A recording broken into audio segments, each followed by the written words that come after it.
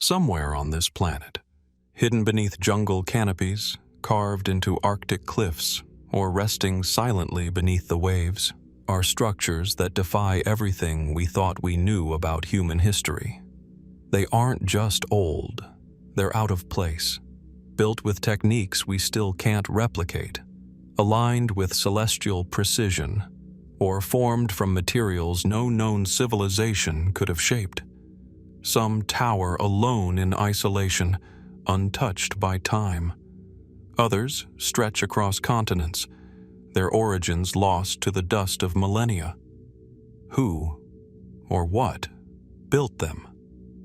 Could they be relics of a forgotten civilization far more advanced than we imagine? Or are they something else entirely? Something not human at all? Tonight, we pull back the veil on the unexplained. From megaliths to magnetic anomalies, prepare to question the boundaries of our past. So sit back, relax, and let's dive into the world of structures that might not be human-made. High in the lush, rolling highlands of West Java stands a place few outside of Indonesia have ever heard of. And yet, it may hold secrets older than any pyramid, older even than recorded civilization itself. This is Gunung Padang, a name that translates simply to Mountain of Enlightenment. At first glance, it appears modest. A hillside strewn with ancient volcanic rocks, moss-covered and scattered in patterns that seem oddly deliberate. But look closer, and questions begin to stir. These columns, made of andesite, a volcanic rock, are laid out in organized terraces across the mountaintop. 5 distinct platforms stacked like forgotten steps into the past. Archaeologists agree that these structures are man-made. The traditional view holds that the site dates back around 500 BC, possibly constructed by an early Sundanese culture. In that context, Gunung Padang is already a rare and significant prehistoric site, one of the oldest megalithic sites in Southeast Asia. But then, something doesn't add up.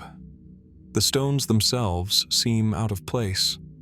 Their alignment, their interlocking design, their sheer number, it suggests a mastery of geometry and engineering not typically associated with Iron Age tribal societies.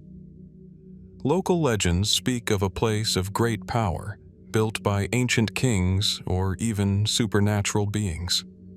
For generations, the Sundanese people believed this hill held sacred energy, an inheritance from an era long forgotten. And in recent years, a new theory has emerged, one that challenges not only the dating of the site, but the very timeline of human civilization.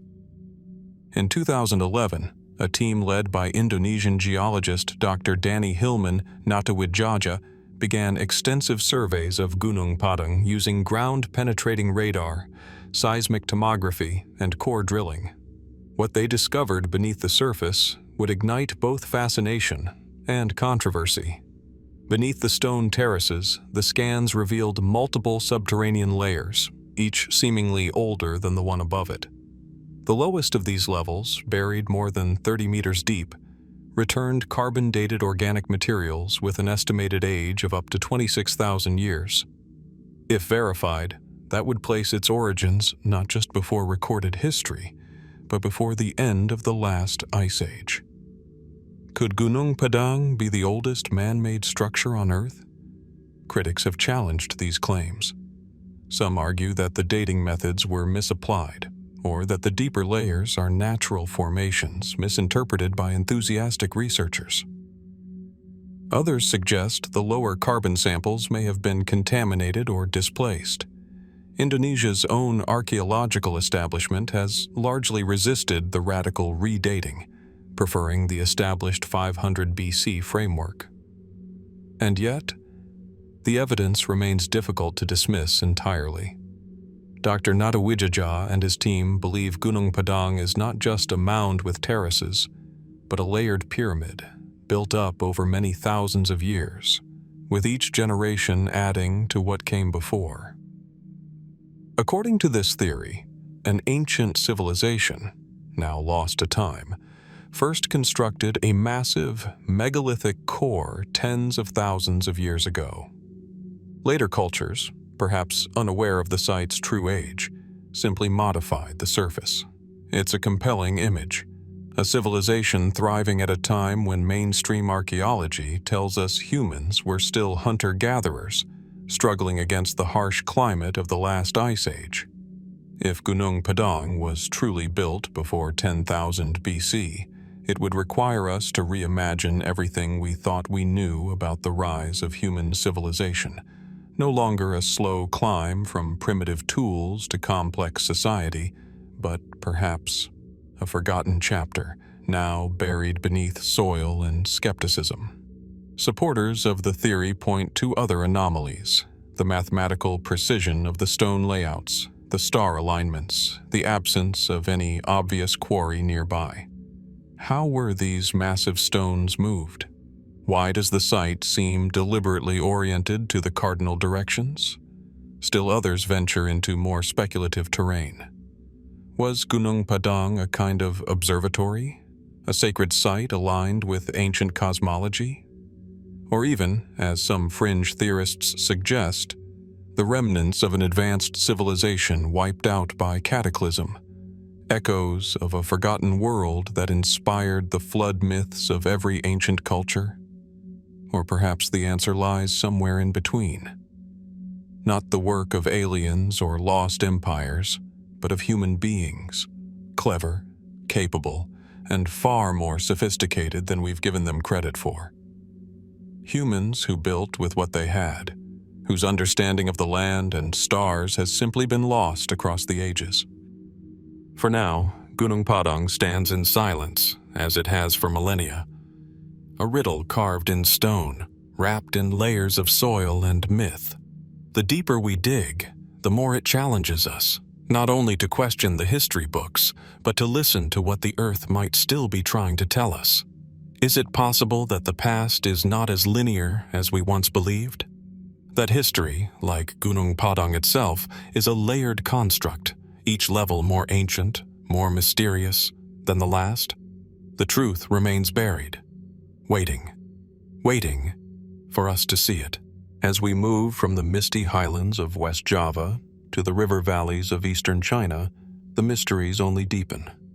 Here, nestled near the village of Xianbeikun in Zhejiang province, lies a riddle carved directly into the earth, a vast subterranean complex that has baffled historians, engineers, and archaeologists alike. This is the Longyou Caves, a series of hand-carved chambers, so immense, so precise, and so enigmatic that their very existence seems to defy logic. At first glance, these caves appear natural, but step inside and the illusion vanishes. The walls are smooth and uniform. Every surface is lined with dense parallel chisel marks, etched at consistent angles, covering tens of thousands of square meters. The ceilings soar nearly 30 meters high. Pillars rise in deliberate symmetry. The entire interior feels more like an underground cathedral than a quarry. And yet, there are no records of their construction. No inscriptions, no tools, no legends passed down through local tradition. Nothing in Chinese historical texts, not even in the meticulous bureaucratic records kept by dynasties across millennia, mentions the existence of these colossal chambers. They were only rediscovered in 1992, when a curious villager, draining a pond thought to be shallow, found that it seemed to go down, and down, and down. What he revealed was not a pool, but the flooded roof of a massive underground hall. In the weeks that followed, villagers drained more of the nearby ponds. What emerged shocked even seasoned geologists. Beneath the still waters lay more than 24 artificial caverns, each carved with the same methodical precision. To this day, 24 such caves have been uncovered, most within a single square kilometer. How and why were these chambers created? Mainstream scholars believe the caves were hand-carved, likely using iron tools. The uniform chisel marks suggest that artisans, or laborers, painstakingly etched the interiors one stroke at a time. The scale of labor required is staggering. Some estimates suggest that removing the rock from a single cave would have required hundreds of thousands of man-hours. Multiply that by 24 caves, and you are left with a feat of excavation rivaling any in antiquity. And yet, for what purpose? They were not tombs. No human remains have ever been found. They contain no evidence of religious practice, no remnants of domestic life, no artwork or iconography. Their interiors are devoid of soot marks or torch stains, raising questions about how the builders saw in the near-total darkness. The rock, dense siltstone, makes excavation extremely difficult, even by modern standards. And these caves are not interconnected, as one might expect from an intentional complex, but separated by thick walls of untouched stone. Could these have been quarries? If so, where is the quarried stone? No nearby structures appear to have been built with it. And why carve the walls so evenly, so artfully, only to abandon them? Some have proposed that the caves may have been designed as storage chambers, possibly to house grain or protect resources during periods of conflict. But the sheer scale, complexity, and lack of ventilation raise doubts. Others have speculated that they could be early military bunkers, although such an idea lacks evidence. And again, no written record supports it. Then, there are more speculative theories. A small but growing number of researchers suggest that the Longyou caves could be the remnants of a forgotten civilization, or, perhaps more accurately, a forgotten project of a known one. Could a powerful empire, like the ancient Yue kingdom that once ruled this region before the Qin dynasty, have embarked on a secret or sacred engineering endeavor? If so, what drove them? And why did they leave no trace of their motivations behind? More fringe voices hint at other possibilities. Was this an attempt to escape something above? Climate catastrophe, celestial threat, or war? Could the caves have served as a shelter from an ancient cataclysm? Some note that the effort to dig down, instead of building up, suggests a very specific intent, perhaps spiritual, or perhaps survival. One of the most curious features remains the tool work itself. The horizontal and diagonal striations across the walls and ceilings are consistent, measurable. Some theorists suggest that the work appears almost mechanical, as if performed by a guided system rather than individual hands. But no such technology is known to have existed in the region before 200 BC, and even then, nothing on this scale. Then comes the silence, not just in the caves themselves, but in the history around them. How could a construction project of this magnitude leave behind no stories, no lore, not even a whispered rumor passed down through the generations? In a culture as historically conscious as China's, that silence is perhaps the most haunting detail of all. For now, the Longyou caves remain sealed in their enigma. Locals walk above them daily, unaware of the monolithic halls carved beneath their feet. Tourists pass through in hushed awe, their voices echoing against stone that has not spoken in over 1,000 years. What drove the builders of Longyou? What did they know? What did they see that compelled them to carve into the living earth? Were they hiding something? Preserving something? Or simply creating for reasons we can no longer understand? We may never know. But like so many ancient mysteries, the Longyou caves challenge us to look deeper, not just into the earth, but into the shadowy corridors of our past. If something of this scale can be forgotten once, what else might be waiting to be found? As the sun rises over the high plains of eastern Lebanon, the ruins of Baalbek begin to shimmer. Massive columns piercing the morning sky, remnants of a city that once stood as a jewel of Roman grandeur. But beneath the familiar vestiges of classical architecture lies something far older and far stranger. At the base of the Temple of Jupiter, partially buried in time-worn stone and earth, rests a riddle etched into the very foundations of history.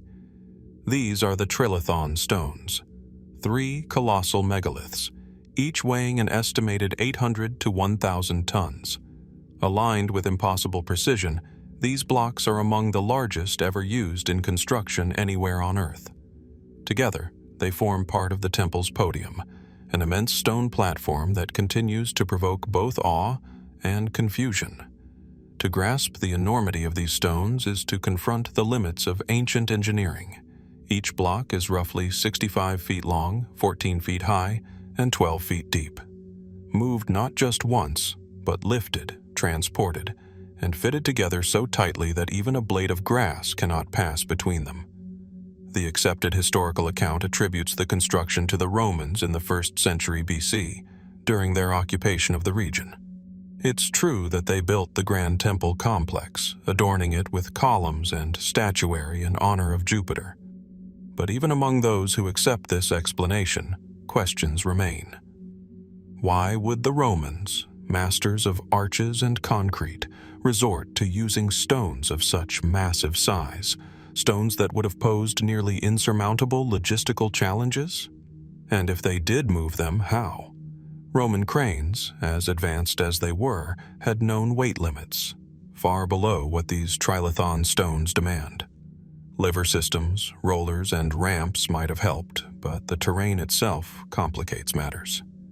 The building site sits at an elevation with little room for maneuvering equipment of that scale, let alone with the kind of precision required to position blocks weighing hundreds of tons.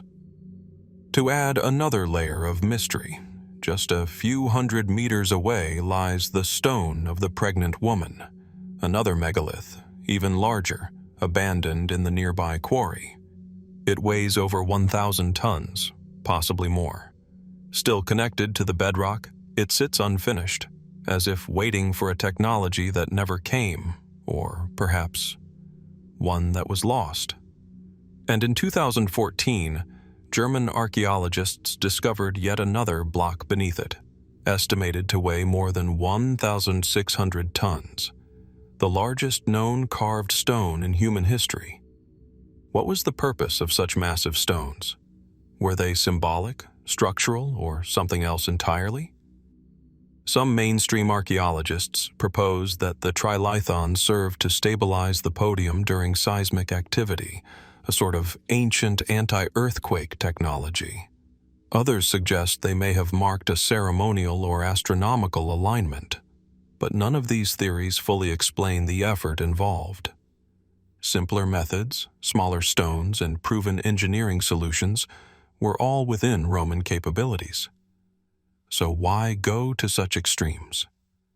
The precision fit of the stones also invites comparison to other ancient megalithic sites, Sacsayhuaman in Peru, the Osirian in Egypt, even the walls of Jerusalem.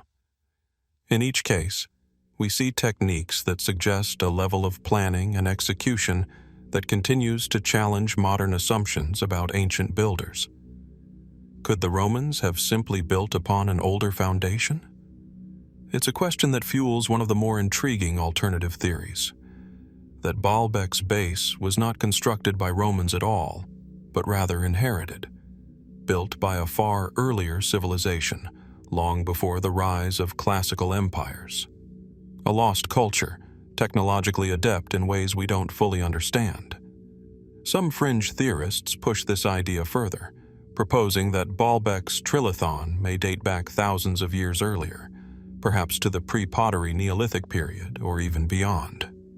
In this view, the Romans may have recognized the site's ancient significance and built atop it, incorporating the vast platform into their own temple complex.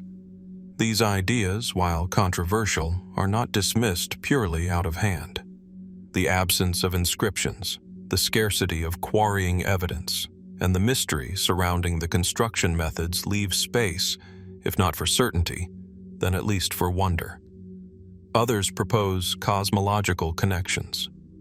The alignment of the temple complex has been studied for possible astronomical significance, tying it to solar cycles or perhaps celestial worship far predating Roman theology. Was Baalbek once a kind of prehistoric observatory, a site of ritual power aligned to the stars? And then, of course, there are those who step even further into speculation. Ancient astronaut theories, while widely criticized, continue to cite Baalbek as evidence, claiming that such stones could not have been moved without advanced technology, possibly of non-human origin. Though these ideas remain outside the bounds of mainstream archaeology, they do reflect one enduring truth. Baalbek inspires questions that refuse simple answers. So what are we really seeing at Baalbek? A marvel of Roman ambition and ingenuity, a fusion of classical construction atop a far older mystery, or a glimpse into an age of humanity now lost to time, an age where knowledge and capability reached heights we no longer remember. The Trilithon remains, immovable, silent. Each stone a chapter written in a language we've yet to translate. If these were meant to endure for eternity, what message were they meant to carry? And more importantly, who exactly were they meant for? Just beyond the crashing waves of the Pacific Ocean, nestled along the eastern shores of Pohnpei in the Federated States of Micronesia, lies a site that feels as though it was lifted from myth and quietly set down upon the sea.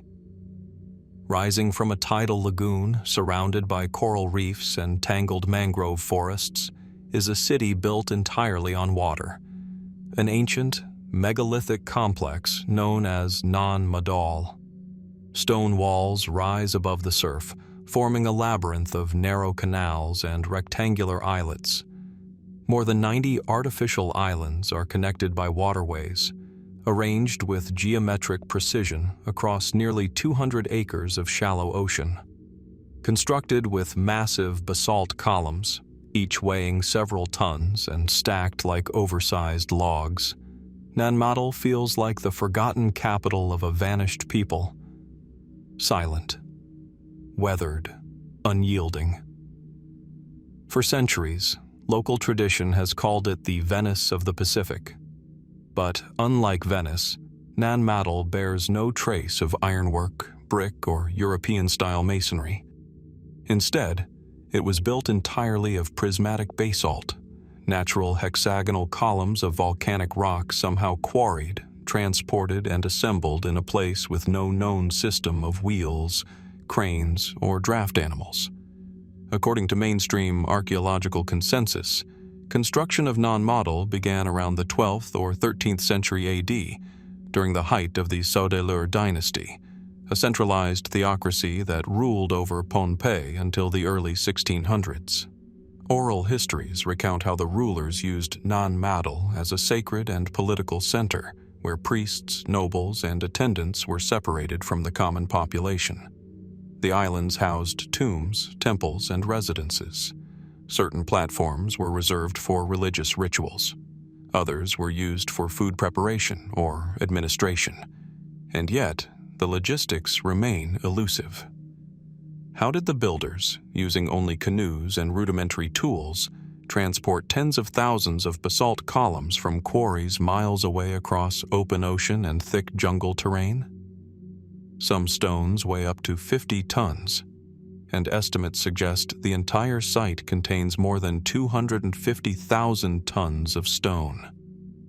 How were these enormous logs lifted and stacked with such precision atop coral foundations in a briny, shifting tidal zone? Even today, such a feat would require coordinated engineering, cranes, and barges. The mystery deepens when we examine the site's structural composition.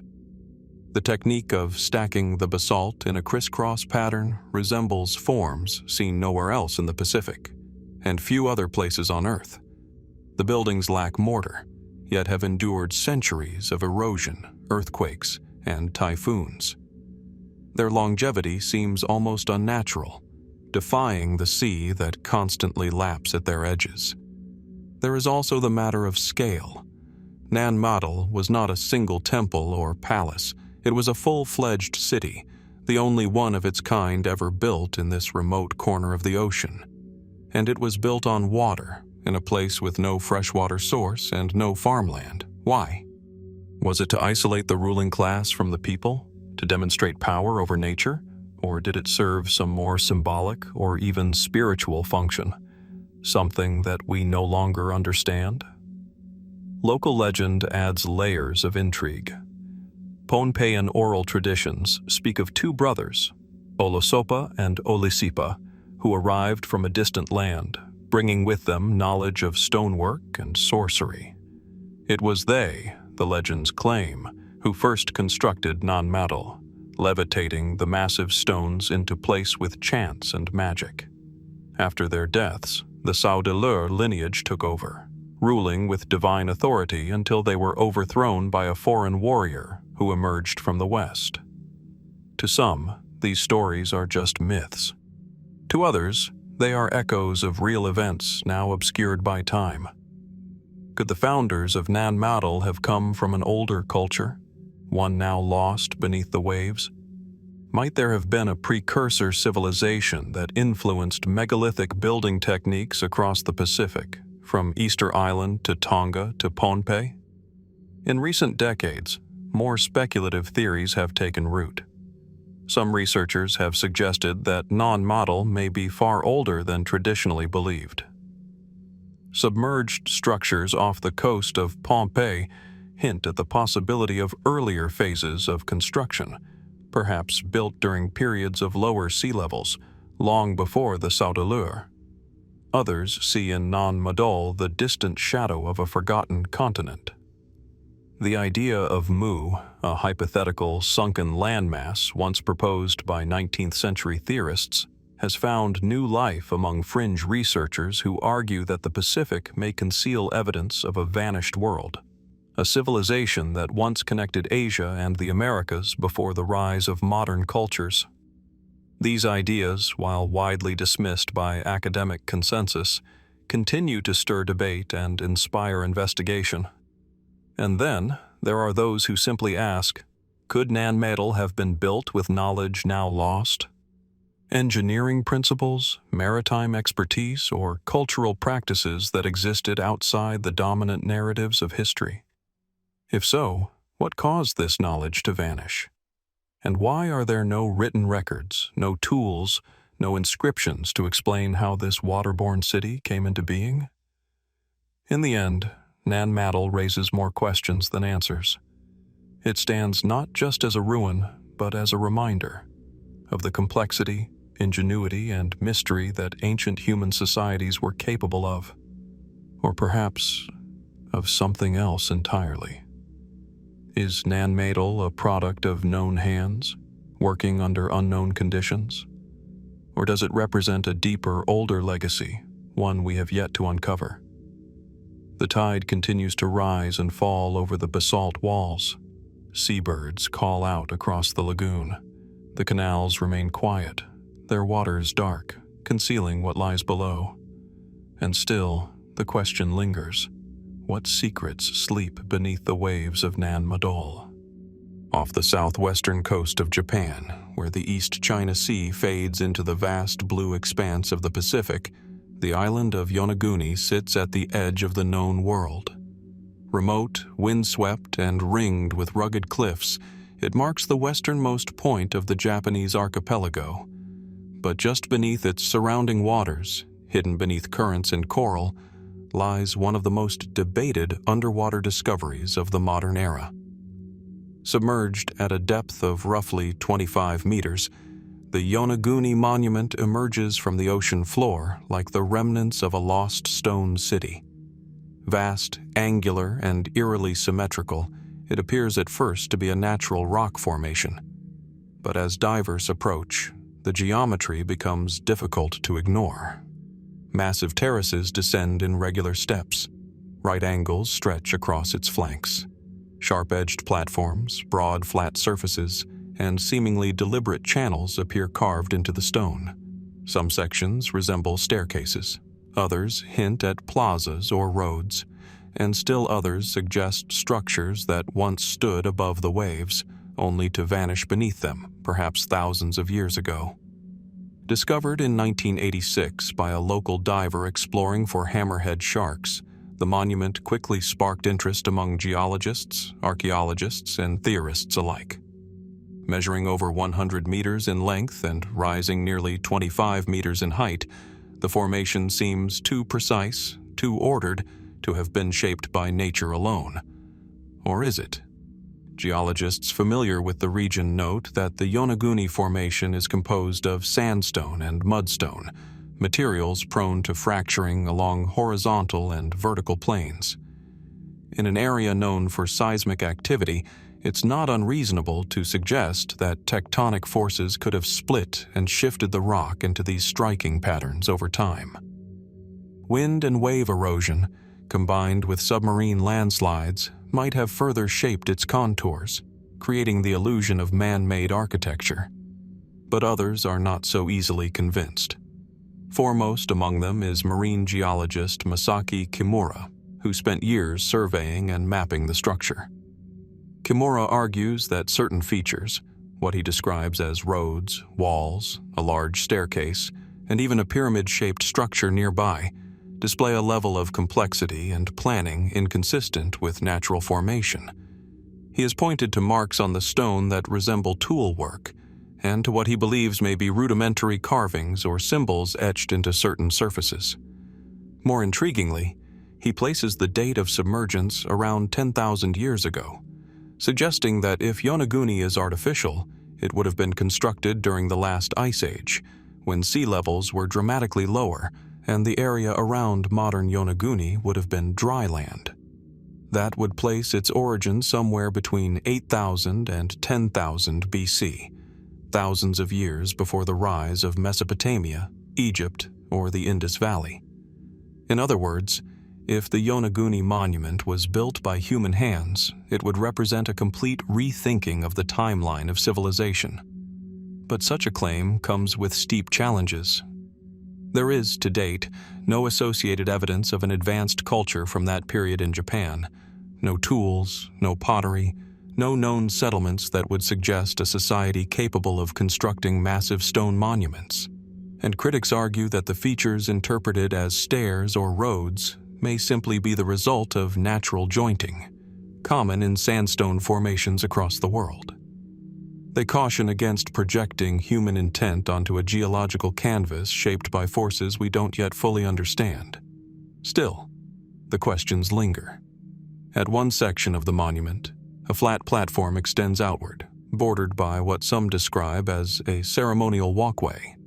Could this have been a public space, a religious altar? Or is it nothing more than a chance arrangement of rock and time? Nearby, divers have photographed stone pillars and freestanding blocks that seem deliberately placed. Is this the work of early humans, or nature's uncanny symmetry?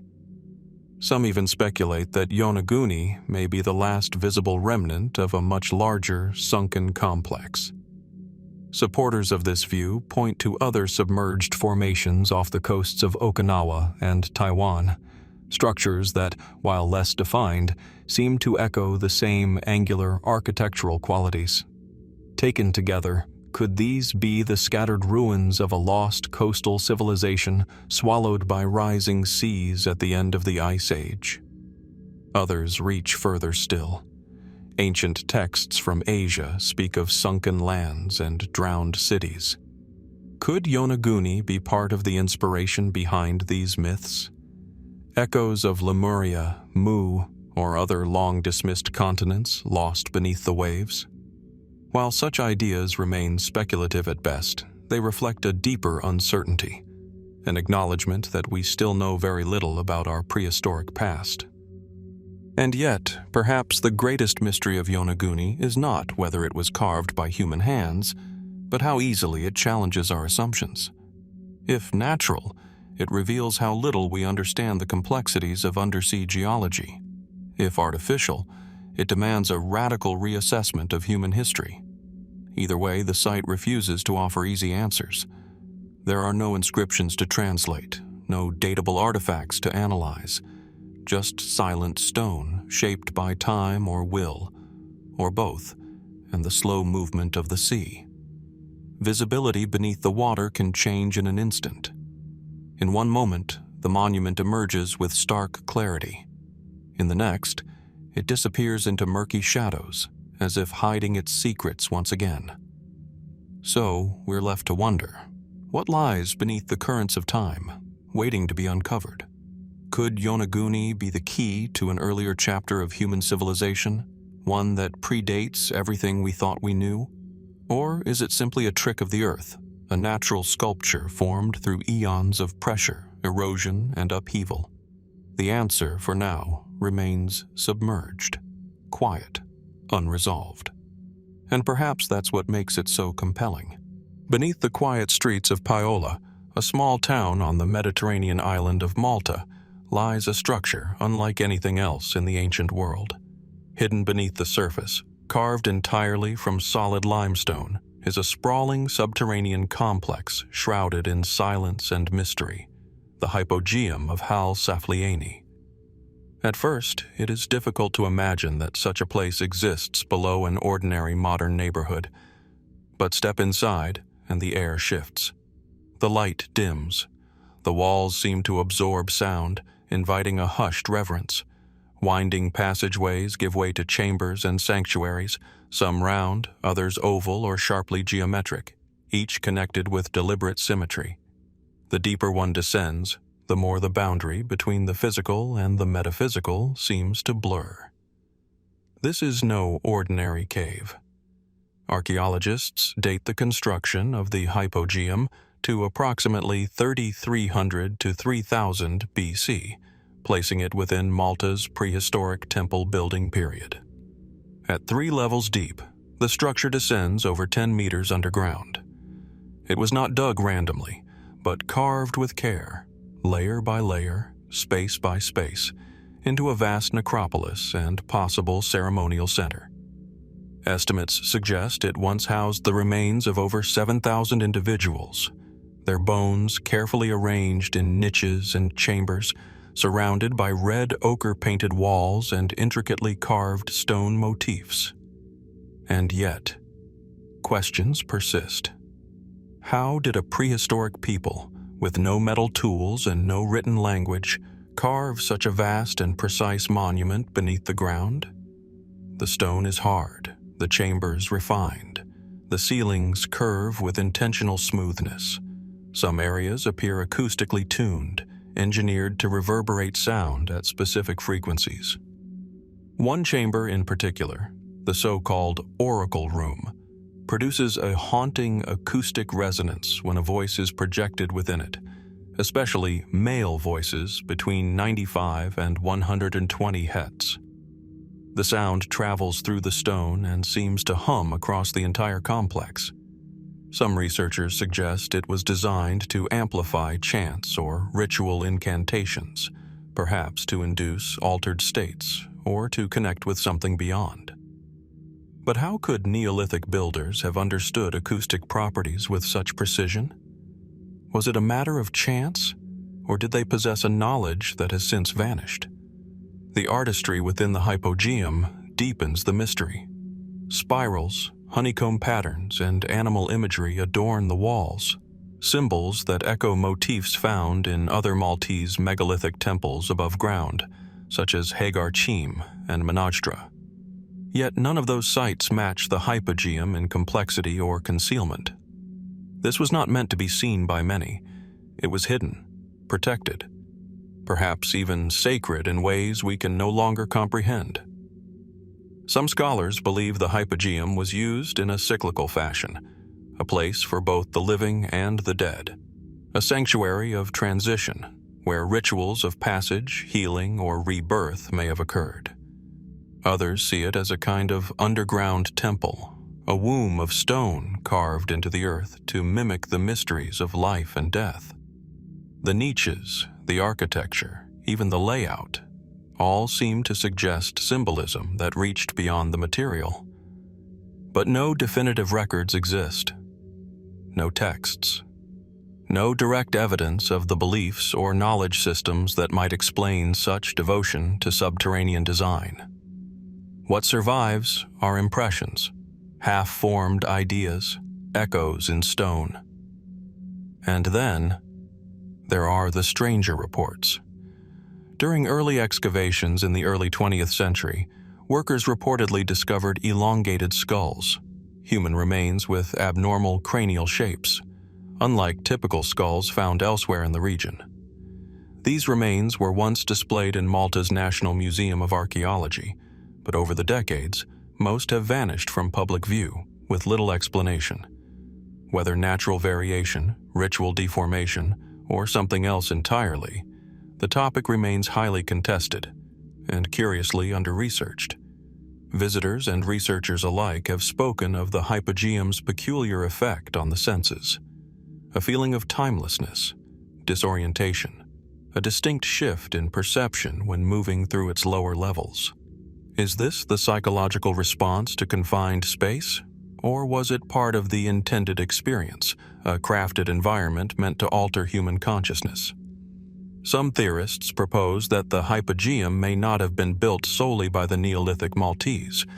Could it be that they inherited an earlier structure, one already ancient by the time the temple cultures flourished above ground? While no concrete evidence supports this, the lack of intermediate construction stages or clear tool marks raises the question, was this project part of a tradition we have not yet uncovered? Others point to Malta's strategic location, an island situated between Europe, North Africa, and the Levant. Could it have been a node in a wider prehistoric network?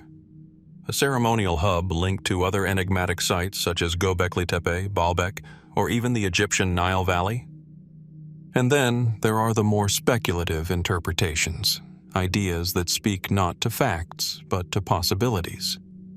Was the Hypogeum more than a tomb or temple? Could it have served as an early form of sound technology, or even consciousness manipulation? Were its creators exploring the power of vibration, resonance, and sensory isolation long before such concepts found language? These questions remain unanswered, not because they are beyond understanding, but because the clues left behind are so few, so carefully obscured by time. What we have is the structure itself, the stillness, the strange harmony of form and function, a silence that seems not empty, but full, waiting for interpretation. The Hypogeum of Saflieni continues to guard its secrets, its chambers echoing only the quiet breath of those who walk its halls in search of meaning. No grand inscriptions declare its purpose. No tools lie scattered in its passageways. Only stone, cut deep into the earth, and the lingering presence of something ancient and unknown. What compelled its builders to go underground? What knowledge did they carry? And why does the Hypogeum feel less like a monument and more like a message we still don't know how to read? Deep in the dense emerald rainforests of southeastern Ecuador, where the Andes dissolve into tangled lowland jungles, lies an entrance into darkness, narrow, unassuming, swallowed by foliage and shadow. This is the gateway to the Tayos Caves, a vast and largely unmapped underground network hidden beneath the territory of the Shuar people, who have guarded these lands for generations. The name comes from the Tayos, oil birds that nest in the cave's upper chambers, their haunting cries echoing through the tunnels like voices from another age. From the surface, the Tayos Caves could be mistaken for any other natural formation carved by time and water. But once inside, that illusion begins to fall away. What reveals itself is not merely a cavern, but a system of passageways, galleries, and shafts that, in certain sections, appear unusually ordered. Walls that seem unnaturally smooth, angles that feel too sharp, corridors that follow deliberate lines. To some visitors, it feels less like a natural space and more like one shaped by intention. In the 1960s, this remote location quietly entered the spotlight of global mystery.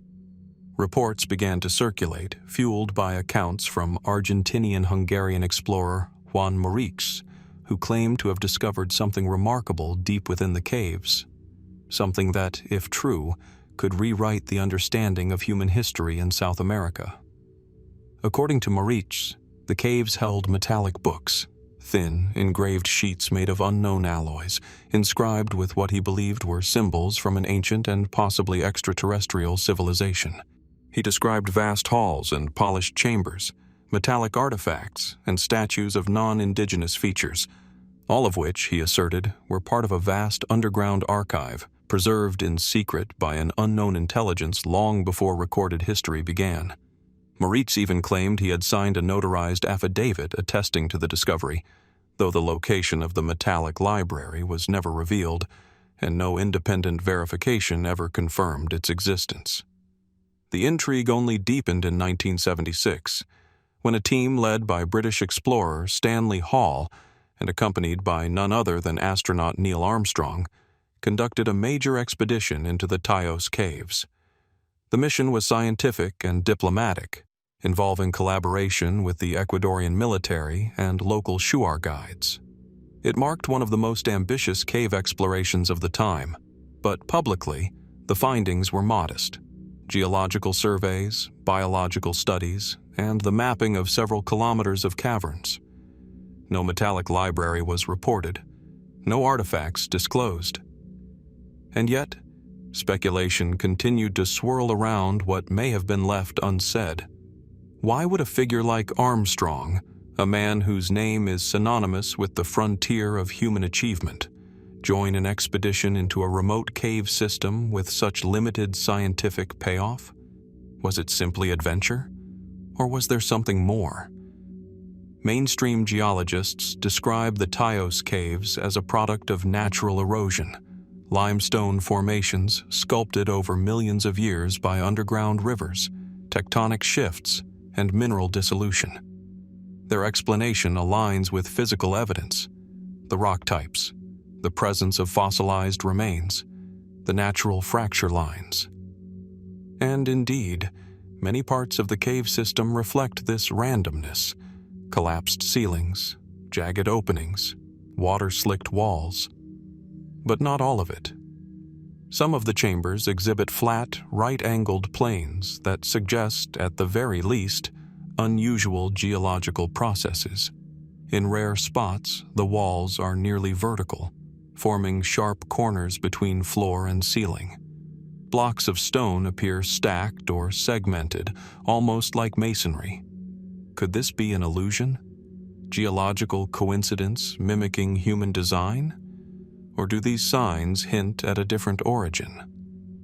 For the Shuar, the Taos Caves are not just geology. They are sacred, a spiritual realm filled with ancestral power, and not to be entered lightly. They speak of beings who once lived underground, of knowledge passed down not through stone tablets or scrolls, but through direct communion with forces not of this world. To them, the cave is a living entity, mysterious, revered, and protective of its secrets. It is also worth noting that Ecuador and the wider Andean region are filled with enigmatic ruins, stonework in places like Ingapirca, Sacsayhuaman, and Ollantaytambo that display technical mastery still not fully understood. Could the Taos Caves be connected in some way to this broader megalithic legacy? Were they used, modified, or occupied by ancient civilizations now forgotten? Alternative theories abound. Some propose that the caves once housed a refuge for a pre-Incan culture, fleeing catastrophe or persecution. Others suggest the system was part of a larger underground network stretching across South America, perhaps even global in scope, a remnant of a civilization that existed before the end of the last ice age. Still others lean into the more esoteric, that the metallic books, if they ever existed, were not human at all. Critics, of course, point to the absence of hard evidence. No metal library has ever been brought to light. No inscriptions have been authenticated. Much of what is claimed relies on second-hand accounts and unverifiable testimony. The caves are real, but their secrets remain hidden behind layers of uncertainty and local protection. In recent years, access has been limited, and much of the system remains unexplored or unmapped. And yet, something about the Taos caves refuses to be dismissed entirely. Perhaps it is the convergence of geology and myth, science and folklore. Or perhaps it is the feeling, shared by many who have entered, that this place is not just underground, but somehow outside of time. What lies deeper than the known passages? Could undiscovered chambers still remain, sealed behind rockfalls or hidden from view? And if the legends are even partially true, what would it mean for history, for archaeology, for our understanding of human origins? The rainforests above the Taos caves continue to whisper in the wind. The oil birds still cry in the dark, and the stone corridors below remain silent, holding their mysteries close. Is this just a natural wonder shaped by the forces of Earth? Or is it a doorway into something far older and far stranger than we dare imagine? In the quiet heart of the Balkans, where steep green hills cradle centuries-old villages and the breeze carries the scent of pine and damp soil, a landscape once thought ordinary has come under extraordinary scrutiny. Near the town of Visoko, in central Bosnia and Herzegovina, one hill in particular rises with unexpected symmetry. Its sides form near-perfect triangles, its summit aligned with the cardinal points. From the valley floor, it appears less like a hill and more like a forgotten monument cloaked in earth. This is the Visočica Hill, known to some today as the Pyramid of the Sun, the most prominent formation in what has been called the Bosnian Pyramid Complex. The idea was first brought to international attention in 2005 by Semir Osmanagić, a Bosnian-American researcher whose claims sparked global controversy. Osmanagić proposed that Visočica was not a natural hill, but a colossal man-made pyramid, larger, older, and more mysterious than even the Great Pyramid of Giza. According to his measurements, the structure stands over 720 feet high, making it potentially the tallest pyramid on Earth. Satellite images, aerial surveys, and on-the-ground measurements suggest geometric precision that seems difficult to ignore. 4 distinct faces, each oriented with surprising accuracy to the cardinal directions. A shape too regular, some argue, to be merely geological coincidence. But is it truly a pyramid? Mainstream geologists maintain that Visočica and the surrounding hills are natural formations, examples of flatirons, shaped over millions of years through sedimentation and tectonic uplift. They argue that the slope's angular appearance is a byproduct of erosion and layering, not human design. In their view, what appears to be a pyramid is simply nature, structured by time and chance. And yet, beneath the soil, something unusual does begin to emerge. Excavations around the base of the hill have revealed large, flat stone blocks arranged in ways that some interpret as deliberate paving or cladding. These slabs, composed of a type of concrete-like conglomerate, show unusual hardness and composition, reportedly stronger than modern concrete. Some layers appear fused together by ancient processes not yet fully understood.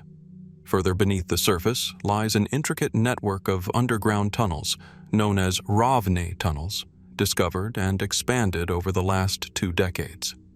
Narrow and winding, these passages stretch for kilometers beneath the surrounding terrain. Some sections are crudely carved, others lined with dry stone walls. Air within remains fresh, circulating without modern ventilation systems. Artifacts, ceramic blocks, fossilized shells, and enigmatic stone markers have been uncovered within the tunnels. Some researchers claim the layout of the passages suggests purposeful design, even advanced understanding of energy flow or resonance. And then there are the measurements, those that step beyond the geological and into the more speculative. Osmanagic and his team have reported anomalous electromagnetic readings from the top of the Pyramid of the Sun. These include focused ultrasound beams, oscillating at regular frequencies, rising vertically from the summit. They've also pointed to spikes in negative ion concentrations within the Ravni tunnels, suggesting healing properties or energy phenomena. To some, these findings indicate a forgotten technology, perhaps even a power source left by a civilization long vanished. Theories range from the remnants of an advanced prehistoric society to cultural exchanges with early Egyptians, to even more fringe interpretations involving lost knowledge or non-human influence. Skeptics, however, urge caution. They argue that many of the so-called anomalies can be explained by natural geology, misinterpretation, or selective data. Scientific institutions, including those within Bosnia, have largely dismissed the pyramid theory as pseudoscience. Critics point out the lack of verified inscriptions, tools, or cultural artifacts definitively tying the site to human activity at the scale proposed. And yet, for all the debate, the site continues to draw interest, not just from alternative researchers, but from independent archaeologists, geophysicists, and volunteers around the world. Every summer, new trenches are dug, new stones uncovered. The tunnels grow longer, the questions deeper. Why does this particular formation inspire such curiosity when so many others are overlooked? Is it because the shape hints at something ancient beneath the surface? Or is it something more? A sense that we are standing on the threshold of a story that hasn't yet been told? Throughout history, civilizations have built into the earth and onto hills, transforming natural formations into sacred mountains, temples, and monuments. Could the Pyramid of the Sun be a similar fusion? A natural foundation later enhanced by human hands? Or are we simply seeing what we want to see, imposing geometry on randomness, searching for meaning in the silence of stone? The Bosnian pyramid complex, whether a profound discovery or a grand misinterpretation, reminds us of the delicate balance between belief and evidence, between the known and the possible. It calls into question how much of the ancient world we truly understand, and how much may still lie buried beneath centuries of soil and certainty. Is Visoko home to the oldest pyramid on Earth? Or is it simply a hill that mirrors our deepest desire for connection with a forgotten past? The stones remain, weathered, silent, immovable, and the mystery continues to deepen. High atop the rugged hills of Mpumalanga province in the eastern reaches of South Africa, the land stretches open and vast, windswept plateaus giving way to grassy ridges and weathered stone.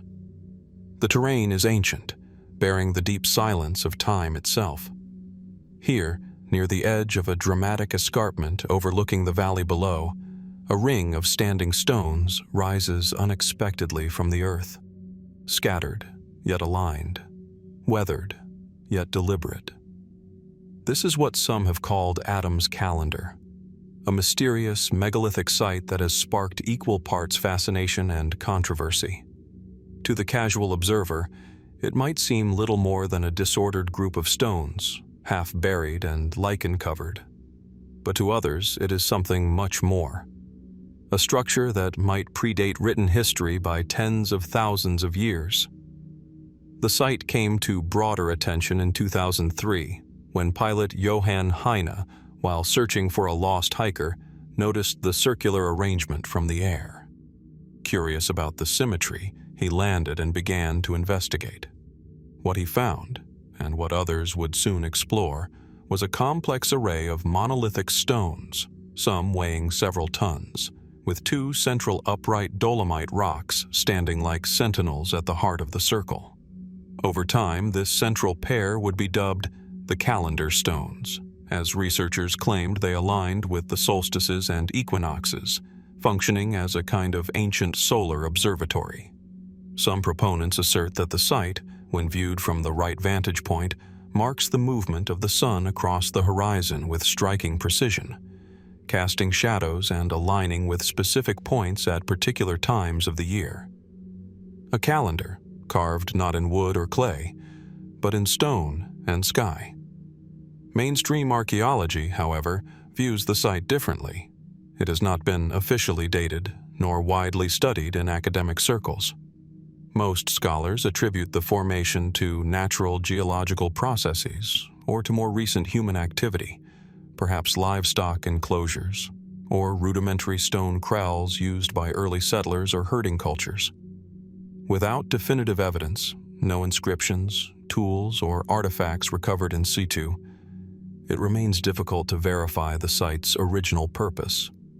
And yet, the mystery persists. Those who support a more ancient origin for Adam's calendar point to the weathering on the stones and their alleged alignment with celestial bodies. Some, like Michael Tellinger, a South African author and researcher, have gone further, suggesting that the structure could be over 75,000 years old, perhaps even the oldest human-made structure on Earth. He ties the calendar to a broader network of stone ruins scattered across southern Africa, ruins that number in the hundreds of thousands and stretch over miles of open landscape. Are these ruins, as often assumed, merely remnants of Iron Age settlements and cattle enclosures? Or are they fragments of a much older, forgotten civilization, one that may have used advanced knowledge of astronomy and geometry? There are, undeniably, patterns among the stone circles that dot the region. Some align with magnetic lines, others seem to mirror constellations, and some, it's claimed, contain resonant properties, subtle vibrational frequencies that respond to sound or electromagnetic energy. Could this be coincidence? Or are we glimpsing a fragment of knowledge, an understanding of the natural world encoded in stone? The implications are profound. If Adam's calendar were proven to be tens of thousands of years old, it would not only challenge the conventional timeline of human civilization, but suggest that southern Africa, already known as one of the cradles of human evolution, was once home to complex, sophisticated cultures whose traces have long been overlooked or misunderstood. Skeptics caution against overreach. They remind us that stones can appear aligned by accident, that oral histories and myths can be misinterpreted, and that without archaeological context, tools, datable material, signs of habitation, any claim of deep antiquity remains speculative. It is easier, they argue, to see patterns where none exist than to prove that such patterns hold meaning. Still, the mystery of Adam's calendar refuses to fade. Standing among the stones, one cannot help but feel the weight of something timeless.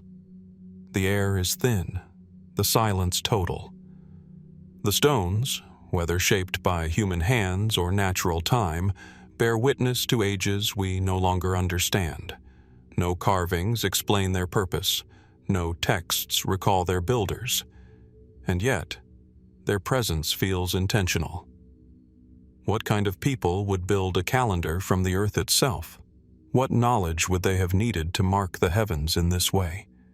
And if this place is just one node in a wider prehistoric network, what does that say about everything we think we know? In a land where the bones of early humans have been found, where Homo sapiens first walked and spoke and dreamed, the idea that deep memory still lingers in the landscape is not so easily dismissed. Could Adam's calendar be one of our earliest attempts to connect with the sky, to track the rhythm of the cosmos from the cradle of humanity? Or is it a natural formation, invested with meaning by our own search for origins? The stones remain unmoved, the sun still rises between them, and the truth, for now, lies buried in the silence of the hills, waiting, perhaps, for us to ask the right question. In the high plains of western Bolivia, beneath the shadow of the snow-capped Sajama volcano, the earth tells a story, one etched not in stone, but in lines. Faint from ground level, yet vast from above, Hundreds of nearly imperceptible paths stretch across the Altiplano. Straight and unwavering, they span for miles across the desolate terrain, carved into the crust of the earth by unknown hands in unknown times. This is the realm of the Sajama lines, a little-known but immense geoglyphic network that blankets over 8,700 square miles of Bolivian plateau. Unlike the more famous Nazca lines of Peru, which form stylized animal figures and geometric shapes, the Sajama lines are almost entirely composed of long, straight lines, thousands of them, intersecting, overlapping, converging at nodes and sacred points with a mathematical precision that defies easy explanation. Viewed from the air, the effect is striking.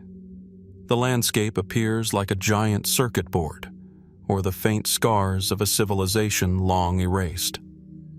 The lines stretch in perfect alignment across uneven terrain, traversing hills, valleys, and ridges without deviation.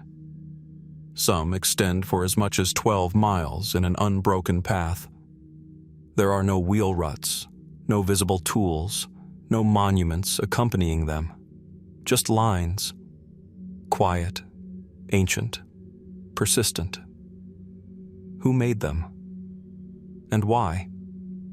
Archaeologists generally agree that the lines are very old, possibly thousands of years, but a precise date remains elusive.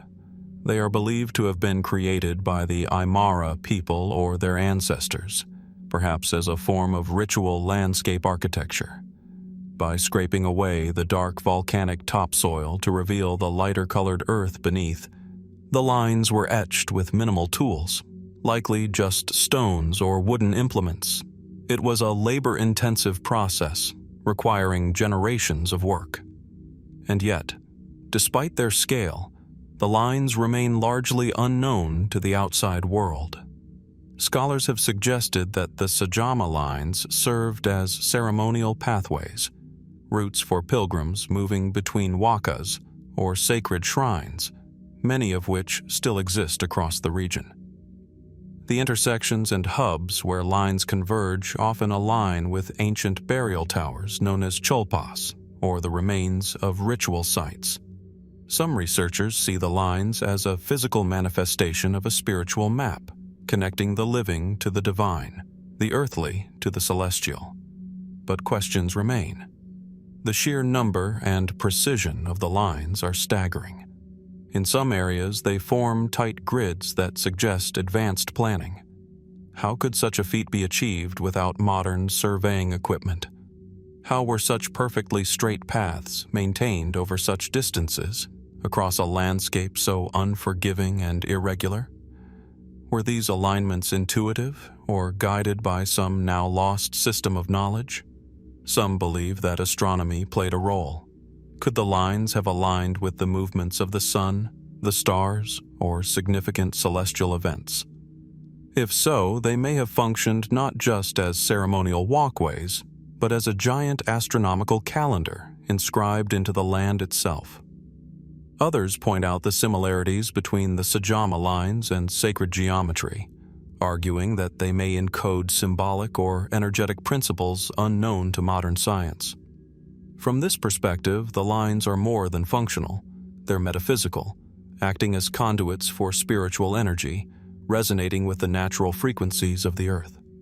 Still more speculative theories imagine the lines as a kind of prehistoric communication network, or even as evidence of a forgotten global culture.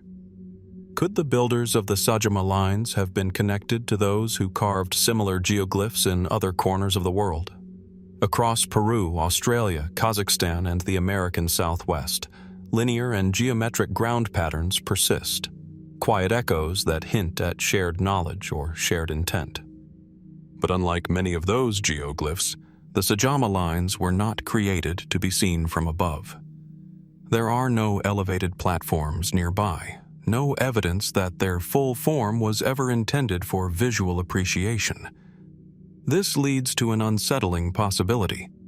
Perhaps the creators didn't build these lines to be seen by human eyes at all.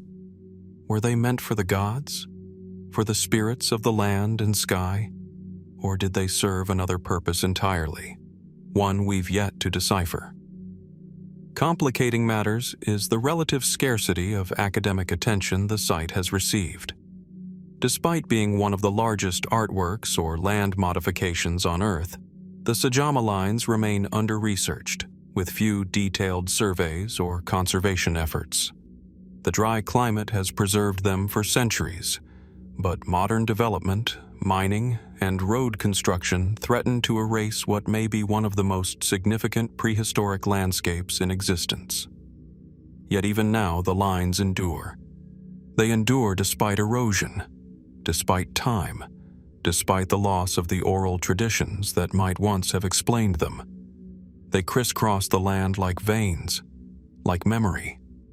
In their silence, they whisper of a time when humanity saw the land not as property to be owned, but as a sacred canvas, one capable of holding meaning beyond the visible. What were the people of the Altiplano trying to say with these lines? Were they marking boundaries or guiding souls? Were they tracking the stars or charting their own mythology across the earth? There are no inscriptions to guide us, no definitive answers, just the lines, and the wind that still moves across them. Perhaps that's the most haunting aspect of the Sajama lines, their quiet permanence. They ask nothing of us, they offer no explanation, and yet they remain, etched into the bones of the earth, a mystery written in measureless distance. In the end, we're left to wonder, did ancient hands leave behind a code we no longer understand? Or did they leave behind a mirror, showing us how much we've forgotten about the meaning of space, spirit, and connection? Tucked deep within the lush, humid forests of southeastern Guatemala, a land once ruled by the brilliance of the Maya and cloaked in thick vegetation and volcanic soil, a peculiar and controversial artifact once stood, silent and watching. Rising unexpectedly from the earth, it was a massive stone head, carved with unfamiliar features, its face tilted skyward, as if in contemplation or warning. The site was called La Ventana, and for a brief moment in the mid-20th century, it became the focus of one of Central America's most puzzling archaeological mysteries. Photographed only once in the 1950s, and later popularized by explorer and scholar Dr. Oscar Rafael Padilla Lara, this towering sculpture didn't resemble anything known from Maya, Olmec, or any other regional culture. Its features were unmistakably different. Elongated, narrow, and serene, with fine lips and a high forehead, bearing no resemblance to the broad-nosed, stylized forms typical of Mesoamerican stonework. Who carved this face into the jungle, and why? According to Padilla, the photograph came to him from a Guatemalan landowner whose property had housed the statue, and the image bore the date 1950. The head, according to the description, was several meters tall and composed of an unfamiliar type of stone. The figure's eyes were closed, its expression peaceful, more reminiscent of Greco-Roman statuary or the artistic styles of ancient Egypt than anything found in the Americas. This anomaly, both in form and in placement, sparked immediate intrigue. But as interest grew, the mystery deepened. By the time Padilla reached the reported location years later, the monument had been severely damaged, its face disfigured by gunfire and weathering, its full dimensions obscured. Local accounts blamed guerrilla fighters, who allegedly used the head for target practice during Guatemala's decades-long civil unrest. No full excavation followed. No official documentation was made. The surrounding region, layered with political instability and dense wilderness, made further research difficult. Today, the site of La Ventana is lost, or at least unverified. The original head, if it still exists, lies hidden or destroyed. And so we are left with a single photograph, a handful of testimonials, and a tidal wave of speculation. From a conventional archaeological standpoint, the lack of provenance is troubling. Without context, without tools, datable materials, or comparative artifacts, it's nearly impossible to draw firm conclusions. The sculpture could have been a modern work, perhaps commissioned in recent centuries or carved by local artists unfamiliar with pre-Columbian traditions. It may have been symbolic, a decorative piece placed without historical intent, but that hasn't stopped alternative thinkers from asking deeper questions. Some propose that the head is evidence of pre-Columbian contact with Old World civilizations, perhaps travelers from the Mediterranean or North Africa who reached the Americas long before Columbus. They point to the sculpture's facial features as proof of cultural influence, suggesting a lost lineage of artistic or religious exchange. Others move further still, proposing that the statue is not human-made at all, or at least not made by modern humans. They suggest it could be a remnant of a forgotten advanced civilization, one that predates known Mesoamerican cultures, perhaps dating back to the late Paleolithic or earlier. If true, such a claim would not only challenge the historical timeline of the Americas, but shake the foundations of archaeology itself. And then there are the more fringe ideas, ones that veer into the truly speculative. Could the head represent a non-human intelligence, an observer from elsewhere, immortalized in stone? A marker, perhaps, left by a culture whose understanding of time and presence defies ours? Of course, none of these theories are supported by hard evidence. The photograph remains the sole pillar upon which the legend rests, but it is a compelling image, and images, once seen, are difficult to forget. Critics argue that the statue's lack of cultural context suggests it is either a modern hoax or a misinterpretation. And indeed, hoaxes have a long history in archaeology. But hoaxes usually follow a pattern, created to deceive, to gain fame or fortune. Here there is no clear motive. No artist has come forward. No known records of the statue's creation exist. It was found, photographed, and vanished, leaving only questions behind. Why would someone carve a monumental head in a style so alien to the region? Why here, in a remote corner of Guatemala? And if it was a modern construction, why has no one replicated or claimed it? The jungle has reclaimed the land around La Ventana. Trees have grown taller, roots deeper, and the earth has hidden what once stood in open air. Yet stories persist, passed from villager to researcher, whispered among locals and echoed in obscure publications. The mystery endures, not just because of what is seen, but because of what is missing. Is the stone head of Guatemala a forgotten monument of a vanished culture? An elaborate misinterpretation? Or a fleeting glimpse of something that once was and may never be understood? In the absence of proof, the land holds its silence. But in the silence, curiosity grows. And somewhere, perhaps beneath layers of moss and soil, the face of stone still waits. South of Miami, where the humid air hangs heavy and the palms sway in slow, hypnotic rhythm, stands one of the most peculiar architectural marvels in the United States. Tucked within the quiet town of Homestead, Florida, it rises not like a castle from fairy tales, but as a dense, brooding monument to obsession, solitude, and mystery. Massive stone blocks, some weighing over 30 tons, are balanced with impossible precision. A crescent-shaped obelisk stretches skyward. A 9-ton gate once spun effortlessly at the push of a finger. Tables, chairs, and sundials, all carved from ancient coral rock, fill the enclosure as if awaiting a visitor who never arrived. This is Coral Castle, and for decades it has inspired wonder, skepticism, and countless unanswered questions.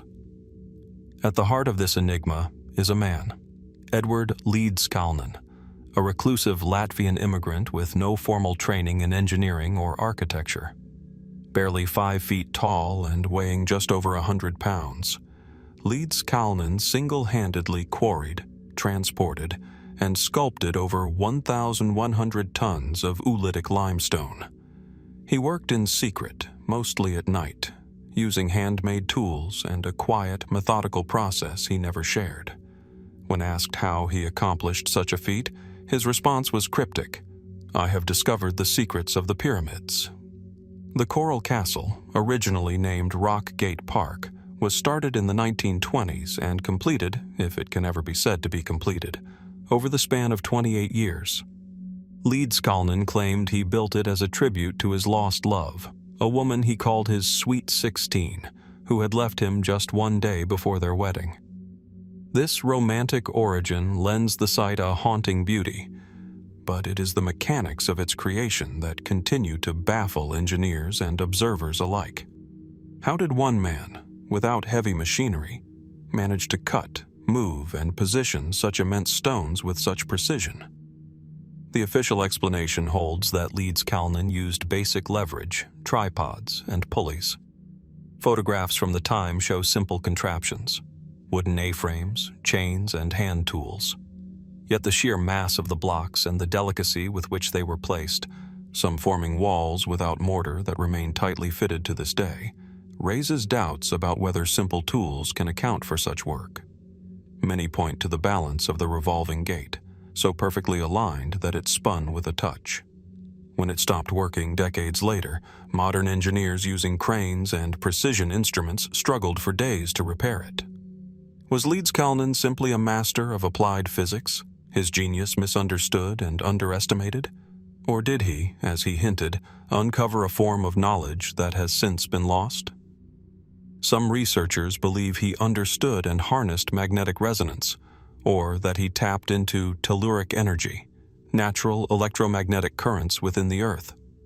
Leedskalnin was known to be fascinated by magnetism, and he even published booklets on the subject, including Magnetic Current, in which he proposed unconventional ideas about the nature of electricity and polarity. His writings are dense and often elusive, but they suggest a man obsessed with forces beneath the surface of things, both physical and philosophical. Visitors to the site have reported strange sensations, a certain energy they cannot explain. Compasses behave oddly in certain spots.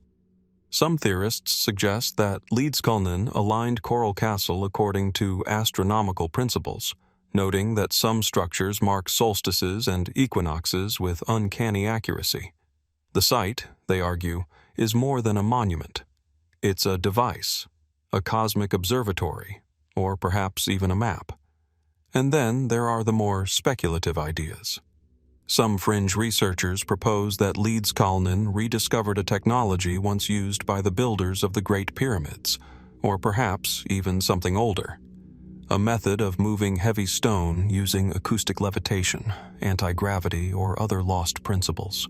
They draw comparisons to myths of ancient civilizations, of stone moved by sound, of cities built with forces no longer known. These theories remain unproven, yet they reflect a deeper truth. Coral Castle challenges the limits of what we believe is possible with simple tools and determination. Despite the speculation, Leedskalnin never made grand claims. He lived simply, sold pamphlets at the entrance of his park, and offered tours to those curious enough to visit. When asked directly how he accomplished his work, he would only smile and deflect.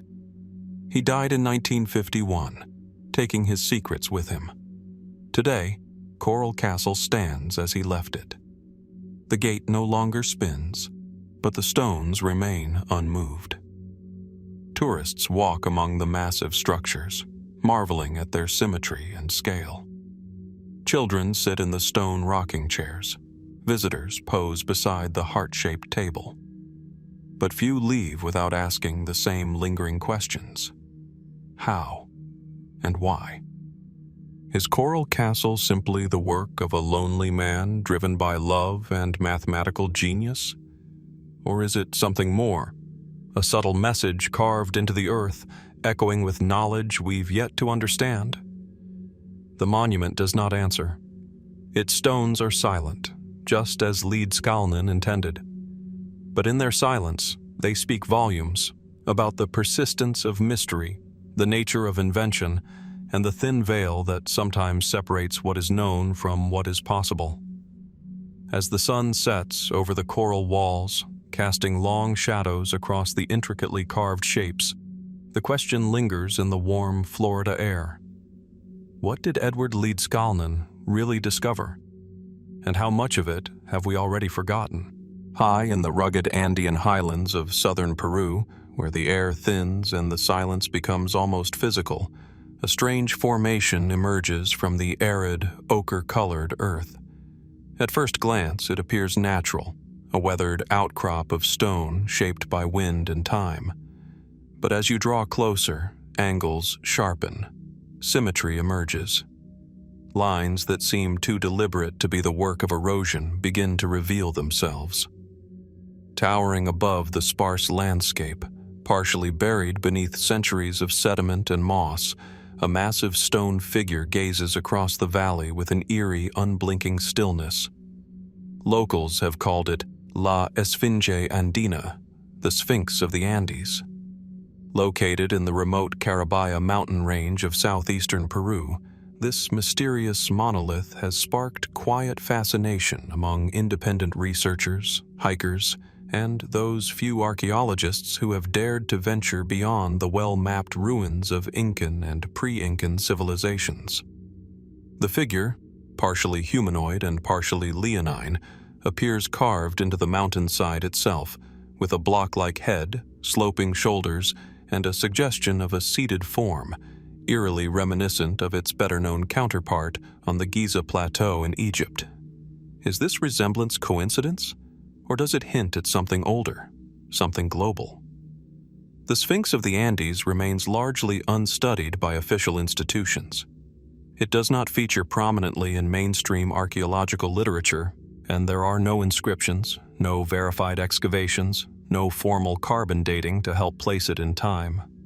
What exists, instead, are photographs, drone footage, and a growing chorus of questions. Some believe the formation is purely natural, a quirk of geology sculpted by thousands of years of wind, rain, and tectonic activity. And in a region as geologically diverse as the Andes, this explanation seems reasonable. The Peruvian highlands are home to countless unusual rock formations, from pillars to arches to massive stone faces that, upon closer inspection, resolve into randomness. But others are not so sure.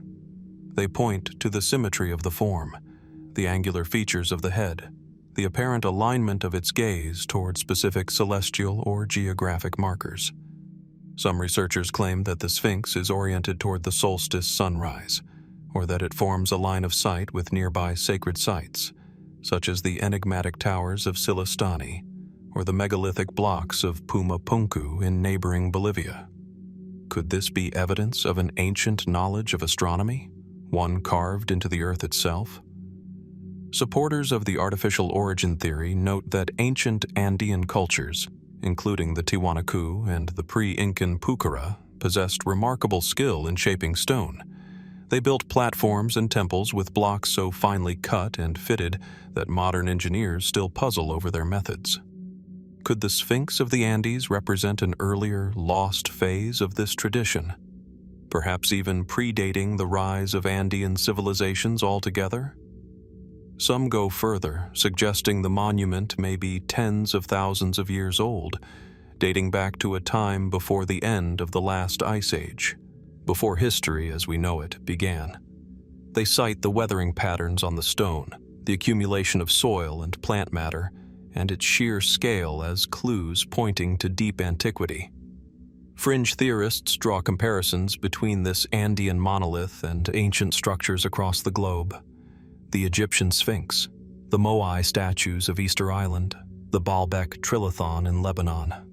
Is it possible, they ask, that these massive, enigmatic stoneworks were all created by an earlier global culture, one whose fingerprints remain, not in writing, but in rock? This idea, often referred to as the lost civilization hypothesis, remains outside the bounds of accepted archaeology. Critics argue that pattern recognition, confirmation bias, and the human tendency to find meaning in randomness account for much of the supposed evidence. After all, given enough natural formations and enough human imagination, resemblances can appear anywhere. And yet, the Sphinx of the Andes endures. Remote, silent, resistant to categorization, it occupies a peculiar space in the landscape and in our imagination. It defies easy explanation. It does not yield its secrets to the casual observer, and because it has not been fully studied, it exists in that liminal zone where mystery thrives, between nature and design, between erosion and intention. Why would an ancient people, if indeed this is the work of human hands, create such a monumental figure in such a remote and elevated place? What purpose could it have served? A guardian, a marker, a monument to something now lost? The terrain around the structure offers few clues. There are no nearby ruins, no discovered artifacts to provide context. And yet, oral histories among local communities speak of sacred mountains, of spirits that dwell in stone, of ancient guardians whose forms once watched over the highlands. Could these myths preserve a memory, however fragmented, of a monument whose meaning has faded with time? Is it possible that the Sphinx of the Andes is not an isolated anomaly, but part of a broader, as yet unseen landscape of prehistoric design, one that challenges the chronology of civilization as we currently understand it? The answers remain buried beneath layers of stone and silence, and so the Sphinx sits, gazing outward, perhaps inward, its purpose lost, its creators unknown. A sentinel of the past, or a trick of erosion? A signpost left behind by those who walked this land long before us, or a canvas upon which we project our yearning for connection, for lost wisdom, for something greater than ourselves? Until more is known, it invites only quiet contemplation. What lies beneath the surface of the Andes? And how many more questions are carved into the stone, waiting patiently to be asked? The terrain around the structure offers few clues. There are no nearby ruins, no discovered artifacts to provide context. And yet, oral histories among local communities speak of sacred mountains, of spirits that dwell in stone, of ancient guardians whose forms once watched over the highlands. Could these myths preserve a memory, however fragmented, of a monument whose meaning has faded with time? Is it possible that the Sphinx of the Andes is not an isolated anomaly, but part of a broader, as yet unseen landscape of prehistoric design, one that challenges the chronology of civilization as we currently understand it? The answers remain buried beneath layers of stone and silence, and so the Sphinx sits, gazing outward, perhaps inward, its purpose lost, its creators unknown. A sentinel of the past, or a trick of erosion? A signpost left behind by those who walked this land long before us, or a canvas upon which we project our yearning for connection, for lost wisdom, for something greater than ourselves? Until more is known, it invites only quiet contemplation. What lies beneath the surface of the Andes? And how many more questions are carved into the stone, waiting patiently to be asked? Far to the east of the European heartland, where the forests of Russia grow dense and the Ural mountains rise in ancient silence, there are stones that don't quite belong. Towering slabs of granite, weighing dozens, sometimes hundreds of tons, rest in geometric stacks along windswept ridges and moss-covered valleys. They appear weathered, yes, but not disordered, layered with a precision that feels intentional, balanced in formations that, at times, resemble walls, portals, or even vast, collapsed structures.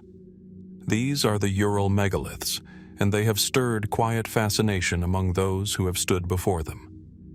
Hidden deep in remote territory between the regions of Chelyabinsk and Sverdlovsk, the most talked about of these formations lie in places like Mount Vera, Mount Sugamak, and the Zuratkul Ridge. Getting there is no simple feat. Dense taiga, steep terrain, and unpredictable weather conditions make access difficult. But those who have made the journey return with the same question. What exactly are these formations? At first glance, many resemble the geological phenomenon known as tors, natural rock outcrops shaped by erosion, freeze-thaw cycles, and the relentless pressure of time. Russia's geologists often classify them this way, citing the Ural region's intense geological history and its role as a tectonic boundary between Europe and Asia. The area is ancient, perhaps among the oldest mountain ranges on Earth, dating back over 250 million years. But not everyone is satisfied with this explanation. Some of these megalithic arrangements show characteristics difficult to reconcile with purely natural processes. Enormous stone blocks rest at angles that suggest placement rather than collapse. Some exhibit flat surfaces, right angles, and straight edges, traits rarely produced by natural erosion. Certain blocks appear to be split with remarkable symmetry, aligned along what seem like intentional axes and even keyed together in ways that mimic human masonry techniques. Could these be ruins?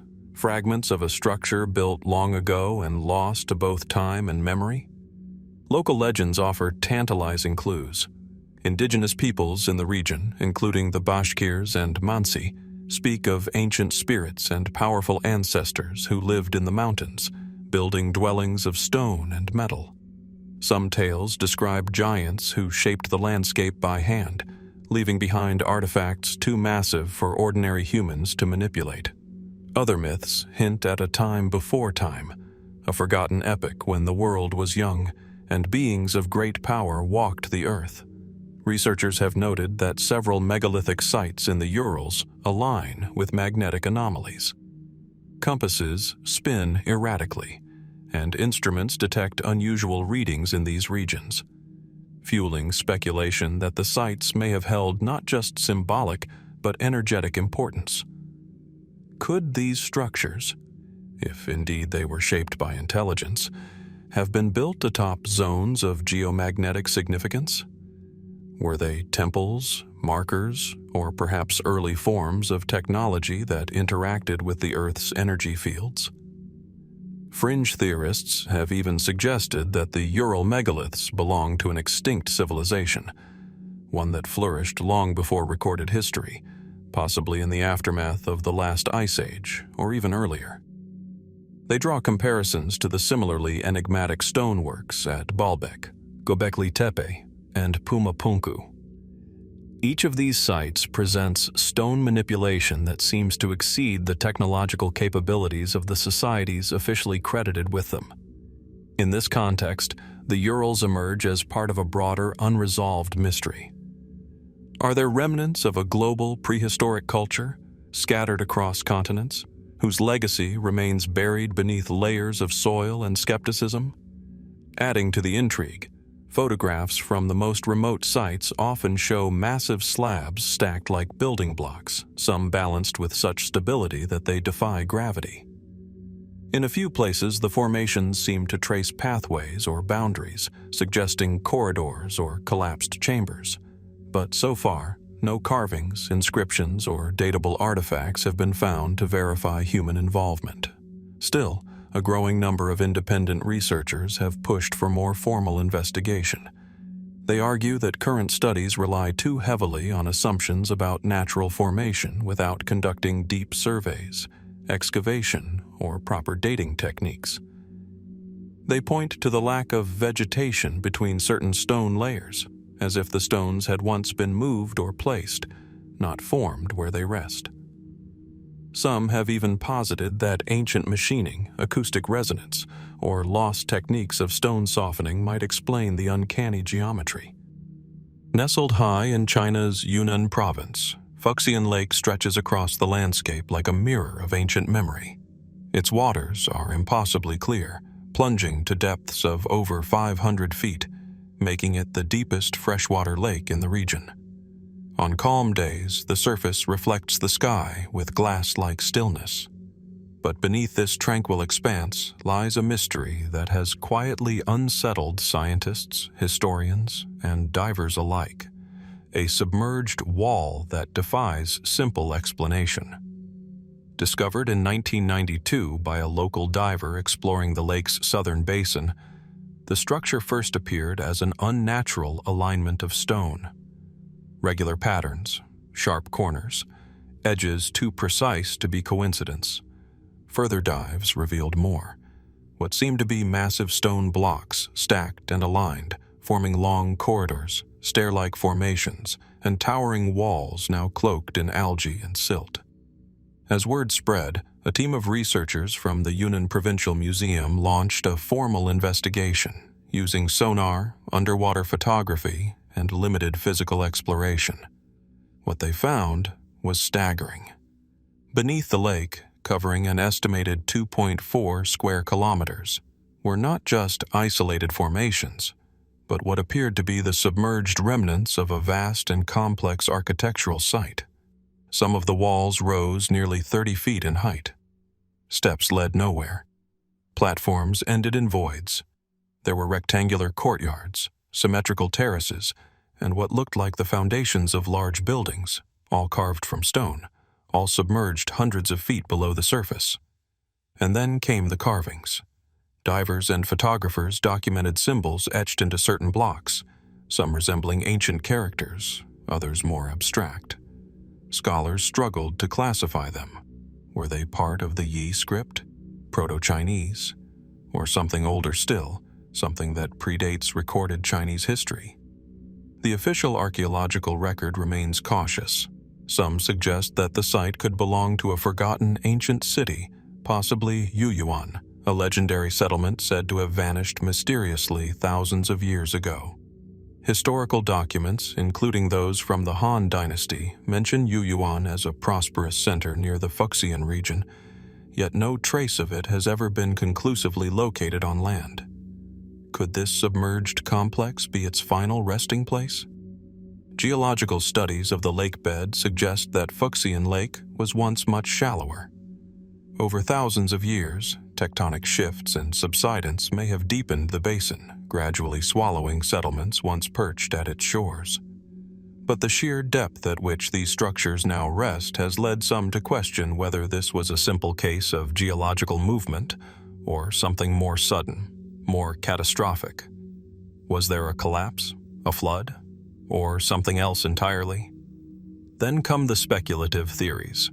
Some researchers have proposed that the structures may predate known Chinese civilization entirely, perhaps by several millennia. Comparisons have been drawn to the mysterious underwater ruins off the coast of Yonaguni in Japan, or the sunken cities near Cuba's Guanahatabibes Peninsula. Each case raises the same difficult question. How advanced were humanity's earliest cultures? And how much of their story has been lost beneath rising waters and shifting continents? Still more speculative voices wonder whether the Fuxian structures are not the remains of a city at all, but the remnants of an ancient energy complex, an observatory, or even something non-human in origin. The sharp precision of the stonework, its scale, and its preservation at such depths give rise to claims of impossible architecture. The idea that certain megalithic feats across the world were accomplished using forgotten technologies, or by civilizations not fully understood. And yet, no tools have been recovered, no human remains, no inscriptions that can be definitively read. Without these, dating the site has proven difficult. Some researchers cautiously place the submerged structures between 2,000 and 10,000 years old. Others suggest an even older origin, pointing to features that appear heavily eroded, suggesting great age. What remains undisputed is the scale and intentionality of the construction. Nature does not build square courtyards or perfectly parallel walls, nor does it carve steps in the middle of a submerged plain. The site beneath Fuxian Lake bears all the hallmarks of deliberate planning. By whom or for what purpose, no one can say for certain. Modern expeditions have been limited. Visibility underwater is often poor. The lake's depth and remoteness make exploration difficult and expensive. Efforts to preserve the submerged structures, or even map them fully, remain fragmented. Some fear that without broader recognition and support, the mystery may be lost to time and erosion. And so, the silence continues. Beneath the shimmering waters of Fuxian Lake, the so-called wall stretches on, an ancient riddle hidden in plain sight. Whether it marks the boundaries of a forgotten kingdom, the edges of a ritual complex, or something far stranger, it refuses to yield easy answers. What civilization once thrived here, only to be swallowed whole by the lake? What knowledge might lie beneath the silt, locked away in carved stones that no longer see the sun? And perhaps most unsettling of all, what other structures lie hidden beneath Earth's oceans and lakes waiting to be found? The water covers more than just stone. It covers memory. It covers time. And for now, the depths of Fuxian Lake keep their secret. Tucked within the forested heart of New Zealand's central North Island, just south of Lake Taupo, the Kaimanawa Ranges rise with quiet, brooding majesty. Cloaked in dense vegetation and shadowed by mist, these ancient hills are often overlooked by travelers passing through the region's volcanic landscape. But hidden among their slopes lies a structure that has ignited hushed debate for decades. An enigmatic stone formation known simply as the Kaimanawa Wall. At first glance, it is unremarkable, a rough, moss-covered face of stone half swallowed by the forest floor. But step closer, and its character begins to change. The rocks, massive, dark, and worn, are stacked in a formation that seems too regular, too precise, to be an accident of geology. Several of the blocks appear to be fitted together with striking symmetry, their edges remarkably straight, their surfaces unnervingly flat. Some align vertically, others horizontally, forming a pattern that faintly echoes human intention. How could such precision emerge in a region supposedly untouched by advanced stone architecture? Mainstream geologists who have examined the site assert that the wall is entirely natural, formed from ignimbrite, a type of volcanic rock deposited during violent eruptions that occurred thousands of years ago. Over time, they argue, the rock fractured along planes of weakness, creating a natural illusion of man-made masonry. According to this view, the Kaimanawa Wall is no different than the columnar formations found in other volcanic regions around the world. Impressive, but ultimately explainable. But not everyone is convinced. Some independent researchers and local observers have questioned the neatness of the joints between the blocks, the sharpness of the angles, and the horizontal stratification that seems inconsistent with typical volcanic fracture patterns. They argue that the blocks are not merely split, but deliberately placed. Could the Kaimanawa formation be the remnant of an ancient wall, a terrace, a structure built and later overtaken by forest and time? This possibility is particularly provocative in a land where conventional archaeology maintains that human settlement began only around 1250 AD, with the arrival of the Polynesian ancestors of the Maori. No evidence currently exists for an earlier civilization, or so the official narrative holds. If the Kaimanawa Wall were proven to be artificial and significantly older, it would challenge much of what is accepted about New Zealand's past. There are legends, however, that hint at a deeper, more complex history. Some Maori oral traditions speak of Turahu or Patupaiarehe, mysterious, light-skinned people said to have inhabited New Zealand before the arrival of the Maori. They were described as nocturnal, elusive, and skilled in arts unknown to later settlers. Some versions of these stories mention stone structures and earthworks, now hidden by the forest or reclaimed by the land. Could the Kaimanawa Wall be evidence of such a forgotten people? Speculation intensified in the 1990s when photographs and amateur investigations brought the formation to wider attention.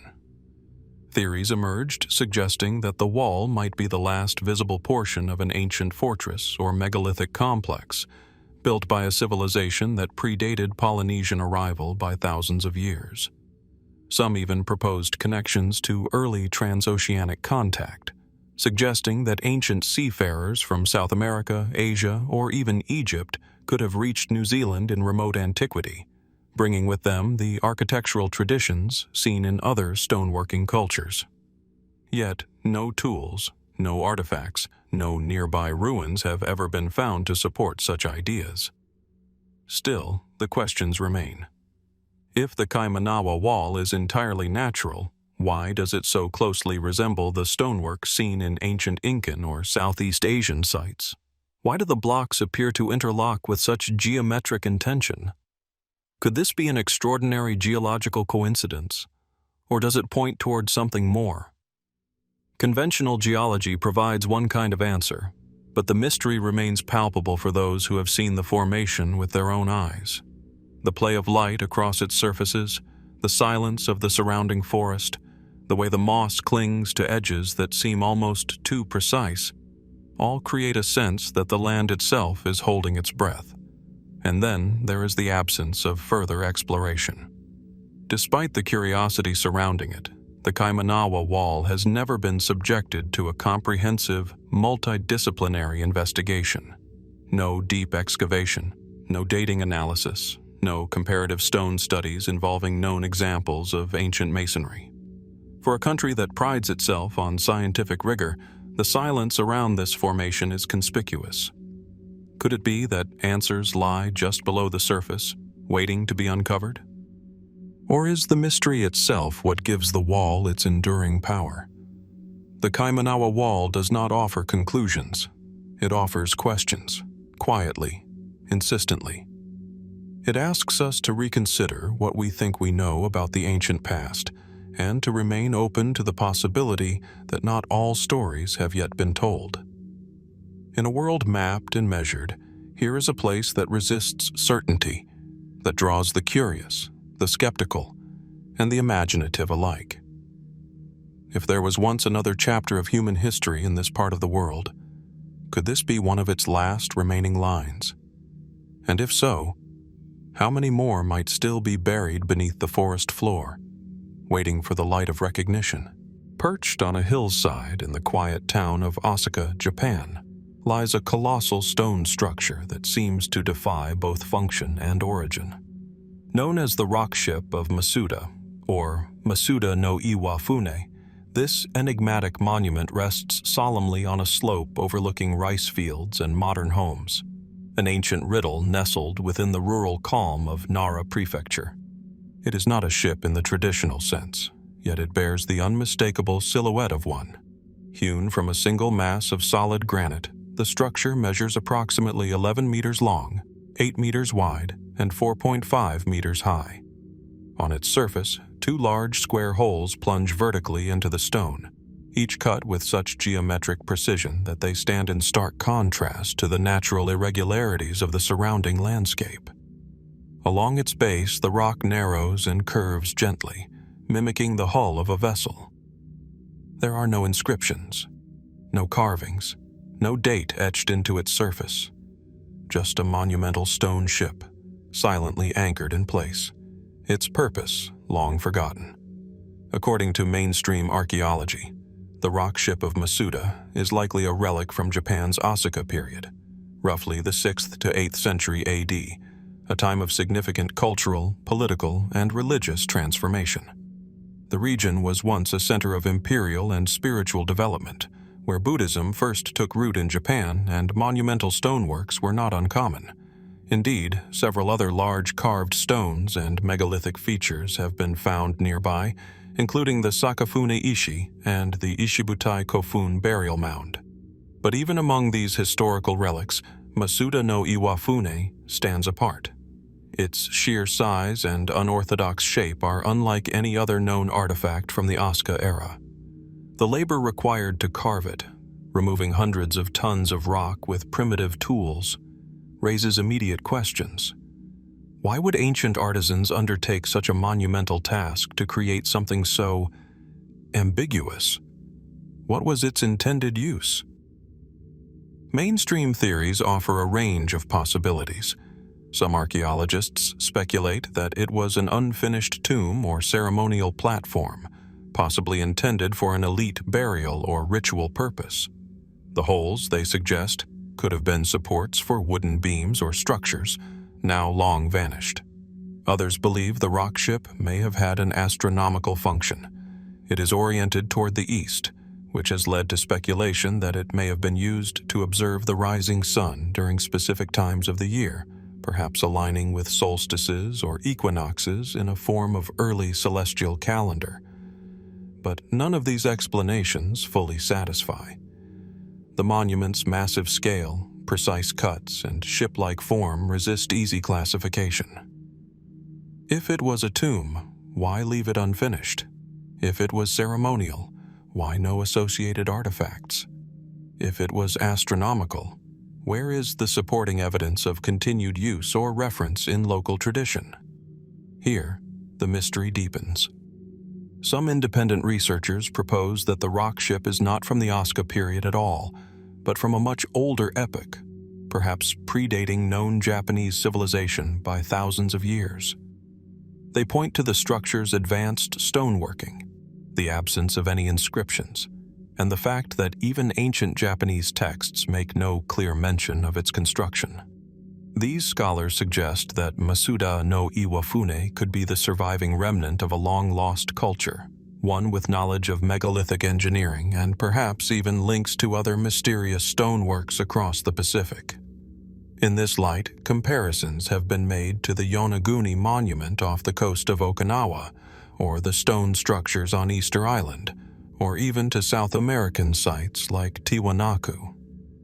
Could there have been transoceanic contact in the distant past? Did a shared knowledge of stone cutting and monument building once span a wider prehistoric world than we currently understand? And then there are the more speculative theories, fringe but persistent. Some believe that Masuda no Iwafune served as a kind of energy device, a tool of ancient technology capable of manipulating resonance, vibration, or geomagnetic forces. The square holes, in this view, were not utilitarian but functional, perhaps part of a lost machine-like purpose. Others go further still, suggesting that the structure's resemblance to a ship is not symbolic but literal, a petrified vehicle from a time and technology that defies modern classification. There is, of course, no evidence to support such claims. But the absence of evidence is, for many, what keeps the mystery alive.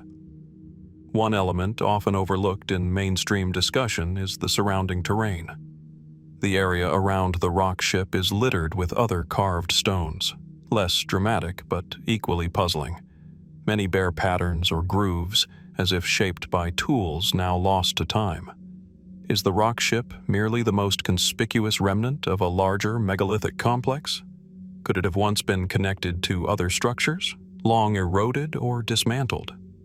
Despite decades of curiosity and local reverence, the site remains largely untouched by comprehensive archaeological excavation. There are no protective barriers, no detailed surveys, no museum displays. Visitors can walk right up to the stone, climb it, touch it. In this way, Masuda no Iwafune resists commodification. It is simply there, immense, silent, and unresolved. The Japanese have a word for things that evoke a quiet sense of awe and mystery: yugen. It refers to the subtle, profound beauty of that which cannot be fully understood or articulated. The rock ship of Masuda seems to embody this spirit. It does not demand answers. It invites contemplation. Was it a tomb, a calendar, a symbol, a vessel, or something else entirely? Something we no longer have the cultural language to describe? And if we cannot explain its purpose, what does that say about the chapters of human history that remain unread? As the sun sets over the hills of Asuka, casting long shadows across the stone's weathered surface, one cannot help but wonder, what other monoliths lie hidden across the landscape, waiting not just to be found, but to be remembered. Near the windswept shores of Lake Titicaca, where the high plains of southern Peru stretch toward the Bolivian border, a lonely rock face stands carved with an opening that leads to nothing. The doorway, perfectly rectangular and eerily symmetrical, is not part of a wall or a temple. It leads into solid stone. It's neither grand nor monumental in size, but there is something deeply unsettling about its presence. Known as the Aramu Muru doorway, or Puerta de Hayu Marca, it is a structure that offers no answers, only an invitation to wonder. The stone itself is rose-colored, weathered by time and wind. It rises naturally from the ground like a petrified wave, its surface marked by centuries of erosion. But carved into its center is a niche, approximately 7 feet high and just under 7 feet wide, resembling a doorway that might once have been used, but now leads nowhere. At the base of the rectangular cut, a smaller depression, circular, shallow, sits like a keyhole awaiting activation. To the casual observer, it may seem unremarkable. A strange curiosity, perhaps, a sculpted feature in an otherwise desolate expanse of ancient rock. But to those who stand before it, especially at sunrise or dusk, the sense of something greater, something deliberate, is hard to ignore. The official archaeological explanation is limited. The site is not widely studied or protected, and little formal excavation has ever been conducted. Some scholars suggest that it is an unfinished Incan or pre-Incan project, perhaps the beginnings of a ceremonial site or temple portal never completed. They note that the region is rich in ancient ruins, from the nearby city of Puno to the stone-cut complexes of Silistani and beyond. The Inca and the cultures that preceded them were master stoneworkers. It would not be unusual to find such a carving, especially if the structure was abandoned mid-construction. But there's one problem with that explanation. There are no tools, no surrounding ruins, and no inscriptions. The doorway is carved into a single, isolated slab of stone, far from any larger settlement or known site. There is no evidence of construction debris, no chisel marks left behind, no scaffolding or architectural planning. It simply exists, cut cleanly and precisely, as if someone once intended to go through. Local legends provide a different perspective. For centuries, indigenous communities have referred to the formation as the Gate of the Gods. According to one tale, an Incan priest named Aramu Muru fled Spanish conquest with a sacred golden disc, an artifact said to possess extraordinary power, passed down from the gods themselves. When he arrived at the doorway, accompanied by guardians of the ancient knowledge, he inserted the disc into the circular indentation. The stone shimmered, the doorway glowed with blue light, and the priest passed through, vanishing into the rock, never to be seen again. Some versions of the legend claim that Aramu Muru entered a spiritual realm. Others say he was transported to another world, or even another dimension. Whatever the interpretation, the underlying theme remains the same. The doorway is a portal, not metaphorically, but literally. A passage to somewhere beyond what we can see or explain. Skeptics dismiss these stories as folklore, mythologized over generations. But even they struggle to explain the deeper strangeness of the site. Why does it seem to mimic doorways found in other ancient sites, particularly in Egypt and Mesopotamia, where false doors were carved into tombs, believed to serve as thresholds between worlds? Could the Aramu Muru doorway reflect a similar symbolic purpose? Or does it represent something more tangible, something lost to history? In recent decades, the site has drawn the attention of alternative researchers, spiritual seekers, and fringe theorists alike. Some point to the electromagnetic anomalies detected near the rock, compasses that spin erratically, cameras that malfunction, and locals who report seeing strange lights in the sky above the plateau. Others have conducted meditative rituals at the site, claiming to experience visions, time distortions, or a sudden sense of dislocation, as though the veil between worlds had briefly grown thin. More speculative theories suggest the doorway may have been part of an ancient energy grid, a global network of power centers aligned with celestial bodies and Earth's magnetic field. In this view, the doorway isn't an isolated curiosity, but one node in a forgotten technological system. Proponents of this theory note that the site lies on a longitude line associated with other ancient structures, including Tiwanaku in Bolivia and the Nazca lines farther west. Could these alignments be coincidental, or do they point to an intelligence far older than conventional timelines allow? Still, mainstream archaeology holds the line. No inscriptions, no datable artifacts, no cultural context, no confirmation of anything but rock shaped by human hands.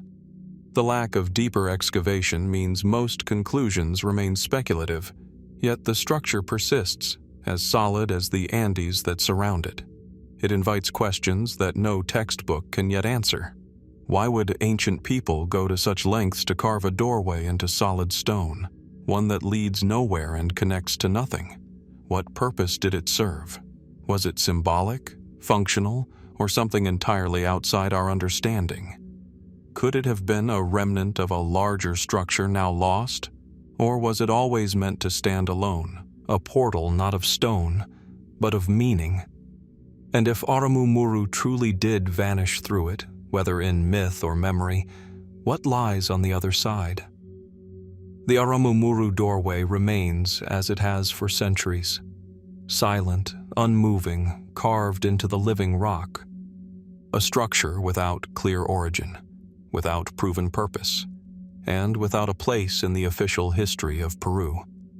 Yet it continues to draw pilgrims, researchers, and dreamers from across the world, each seeking something, an answer, a glimpse, a moment of understanding. Perhaps, like the doorway itself, the truth remains just out of reach, framed by stone, obscured by time, waiting quietly to be unlocked. Nestled along the Atlantic coastline of northern Morocco, where the Lixus River empties into the sea, lies a place that whispers of many civilizations, but may also hint at something older, something less understood. The ruins of Lixus stretch across a gently rising hill, overlooking fertile plains and shimmering waters. With crumbling columns, mosaicked floors, and sun-baked stone walls, it appears at first glance to be a classical ruin, not unlike many others scattered across the Mediterranean. And yet, there is something different about Lixus, something that resists tidy categorization. The site is officially recognized as one of the oldest cities in Morocco, with occupation dating back as early as the 7th century BC. It was first settled by the Phoenicians, and later absorbed into the Carthaginian and Roman spheres. By the time of Roman rule, Lixus had become a prosperous center, complete with an amphitheater, bathhouses, temples, and even a garum factory, producing fermented fish sauce prized across the empire. Archaeological layers confirm this conventional timeline.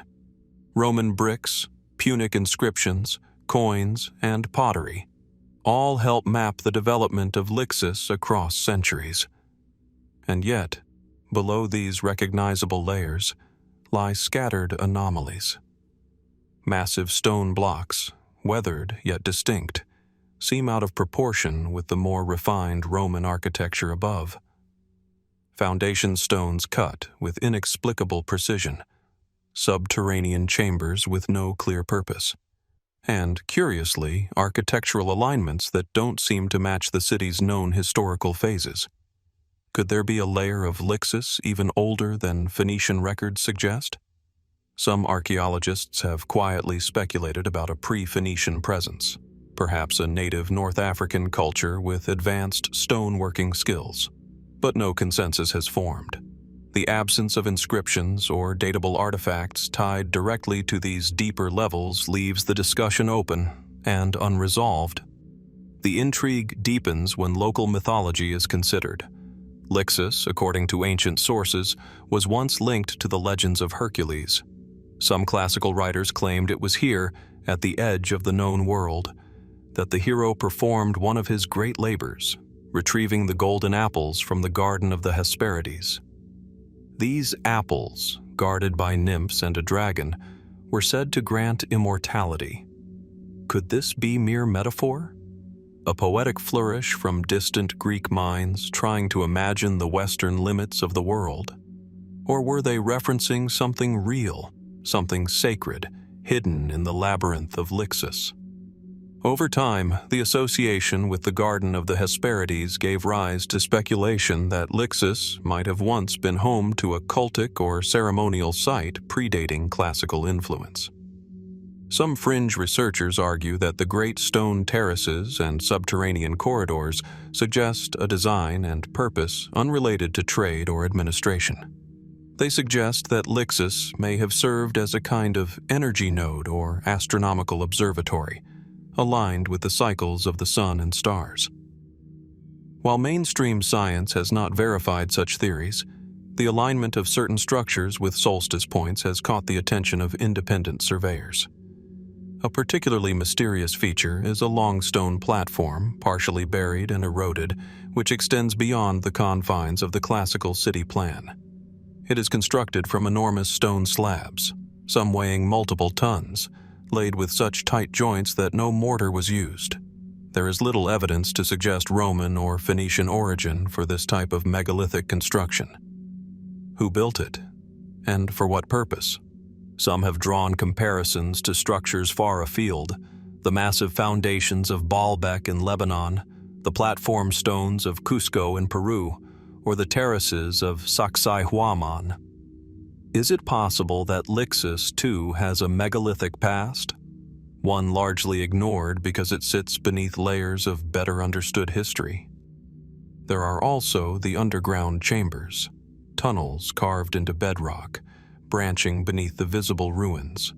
Some appear to be storage rooms from the Roman era, but others seem older, deeper, and more enigmatic.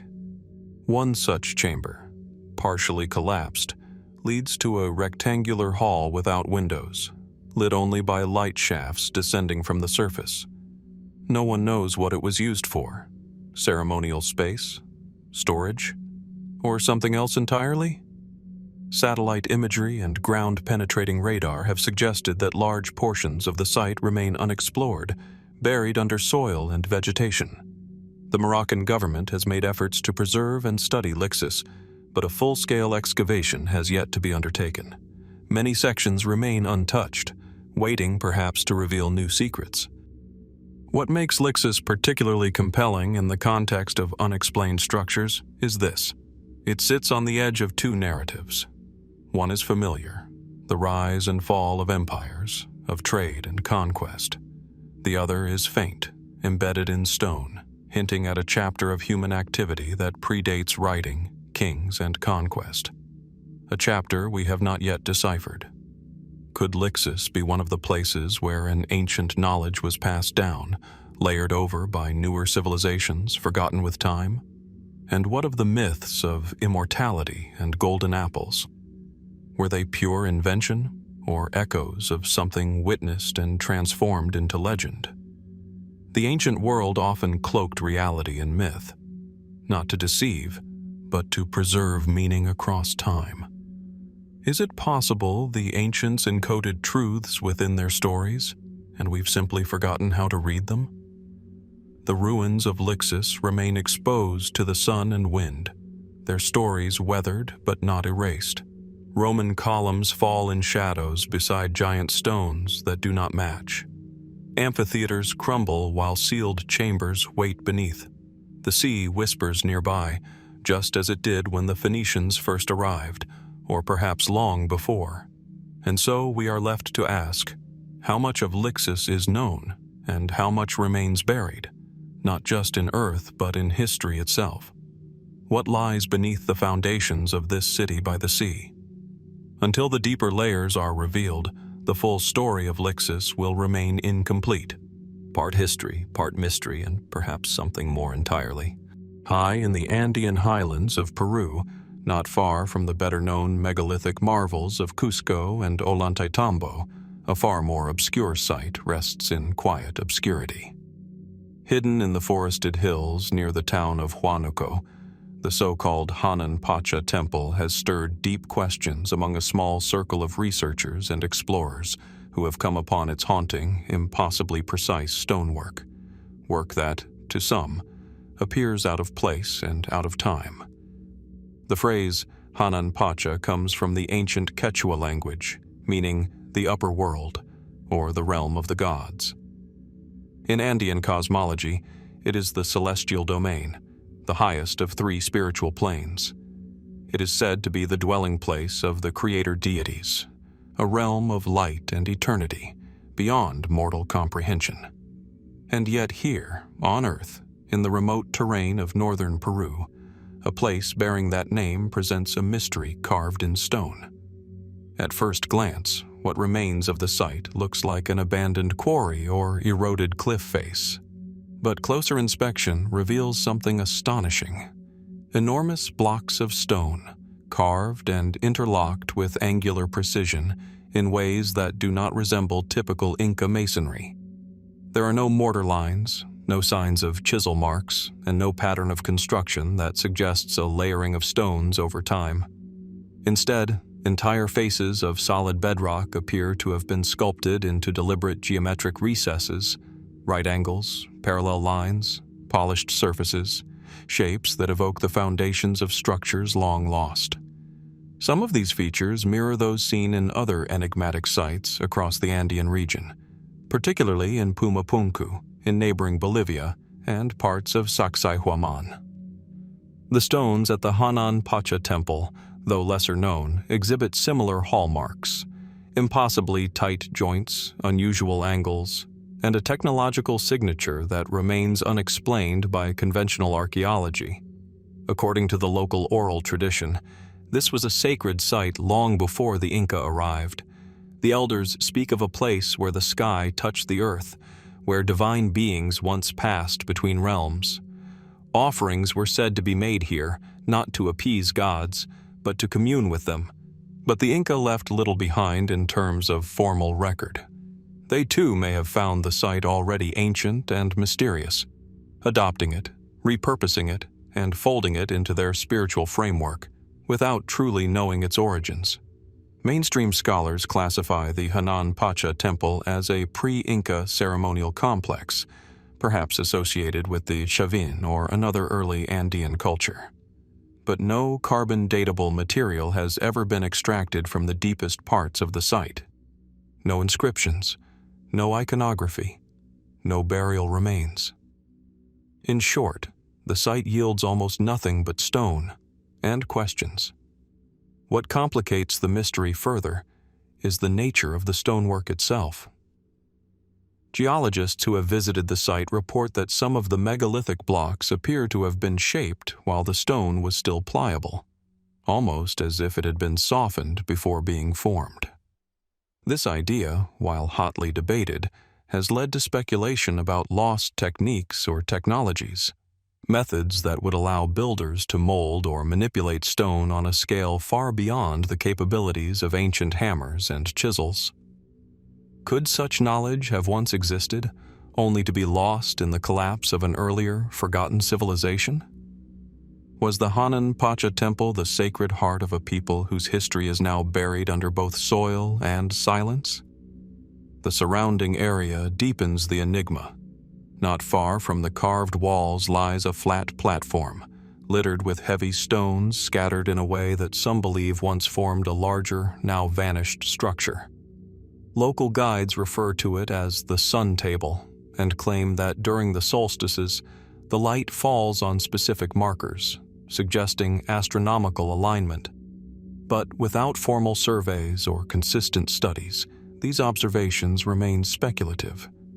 A few fringe researchers have taken things further. They point to the temple's resemblance to other anomalous sites around the globe, from the peculiar H-blocks of Pumapunku to the polygonal masonry of Egypt and even the underground complexes in Turkey.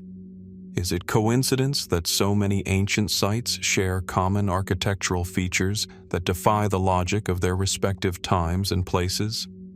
Others suggest the Hanan Pacha temple might be part of something larger, an energy network, a forgotten science of resonance and vibration, or even a portal site capable of channeling spiritual or dimensional forces. These ideas remain on the edges of academic discourse, but they persist, not least because the stone speaks a language no one has yet deciphered. There is one more element worth considering. The region around the temple has long been associated with unexplainable phenomena: odd lights in the sky, strange sounds in the hills, and sudden disorientation experienced by hikers and shamans alike. While most of these accounts are anecdotal, they feed into the broader aura of the site. It is not simply the stone that feels mysterious, it is the very atmosphere. Why would a people go to such extraordinary lengths to carve and shape a place like this in such an inaccessible location? What was its function, if not habitation or defense? Was it a temple in the traditional sense, or something far more complex? Without inscriptions or tools, we are left to interpret intention through form alone. And what the form suggests is precision, deliberate, confident craftsmanship that stands in stark contrast to the limitations of bronze or even early Iron Age technology. If this is truly the work of an ancient civilization, then what kind of knowledge did they possess? What did they know about the earth, the sky, and the realms in between? The Hanan Pacha temple remains largely untouched by tourism, unguarded by railings or plaques, and unexplored by major archaeological institutions. It is a site in limbo, recognized but not fully acknowledged. It stands as a puzzle, waiting for attention, an open chapter in a book we've only begun to read. And so, the question lingers. What is it we are truly looking at when we examine these stones? The remnants of a culture we understand, or the signature of one we've yet to rediscover?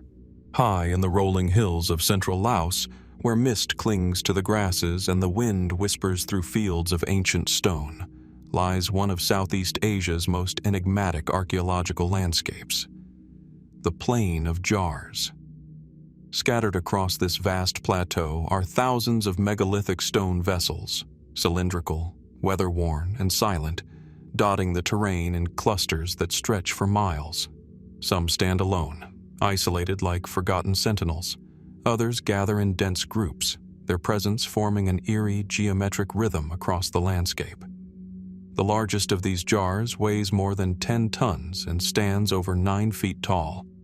Carved from solid stone, including sandstone, granite, and limestone, they exhibit varying degrees of craftsmanship, some roughly hewn, others surprisingly smooth. Many have lids or depressed lips, suggesting they were once sealed, though the true purpose of the jars remains shrouded in mystery. There are over 90 known jar sites spread across the Xiangkoang Plateau. Most are situated at elevated locations, ridges, hilltops, and slopes with commanding views of the land below. Why here? Why so many? And above all, what were they for? Mainstream archaeologists generally agree that the Plain of Jars dates back to the Iron Age, somewhere between 500 BC and 200 AD. Excavations at some sites have uncovered human remains, bones, teeth, burial goods, and ceramic fragments, leading to the theory that the jars were used in a complex funerary practice. Perhaps they were temporary repositories for the dead, part of a ritualistic process that preceded cremation or burial. But if these were funeral urns, who built them? The culture responsible has left no written record. No inscriptions adorn the jars. No texts have been recovered nearby. Even the identity of the people who constructed them has been lost to time. The region was later absorbed into successive waves of migration, conquest, and conflict, burying the origins of the jars under layers of forgotten history. Other theories abound. Some suggest the jars were used to collect monsoon rainwater for caravans traveling across prehistoric trade routes. Others propose they served as storage containers for grain, wine, or fermented foods. But these ideas face challenges. The jars lack drain holes, and their enormous weight would make them impractical for everyday utility. Could a civilization truly have gone to such great lengths simply to store water or food? Or was the purpose of these vessels more symbolic, ceremonial, perhaps even spiritual? Then there are the oral traditions. Local legends tell of giants who once roamed the land. According to one popular myth, the jars were created by a race of giants led by a great king named Kunchung, who used them to brew and store vast quantities of rice wine to celebrate victories in battle. While clearly mythological, these stories hint at how long the jars have inspired awe and how disconnected modern knowledge is from their true origins. And still more curious are the jars' placement and alignment. Some researchers have noted that their positioning seems deliberate, not merely random scattering, but perhaps reflective of celestial or geomantic patterns. Are the jar sites aligned to astronomical events? Do they correspond to ancient pathways or ley lines known only to their creators? These questions remain largely unexplored due to the logistical challenges of studying such a widespread and still dangerous region. Dangerous because the Plain of Jars was a heavily bombed area during the Vietnam War. The region was subject to intense aerial bombardment by the United States during the so-called Secret War in Laos. Today, many of the jar sites remain hazardous, surrounded by unexploded ordnance that has yet to be cleared. These modern scars have made comprehensive archaeological work slow, difficult, and sometimes impossible. In this way, the mystery of the jars is not only a product of ancient silence, but of recent violence. In 2019, UNESCO granted World Heritage status to portions of the Plain of Jars, recognizing its significance and offering hope for increased research and preservation.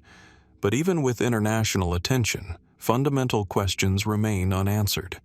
The age of the jars, while broadly estimated, has not been precisely determined for each site.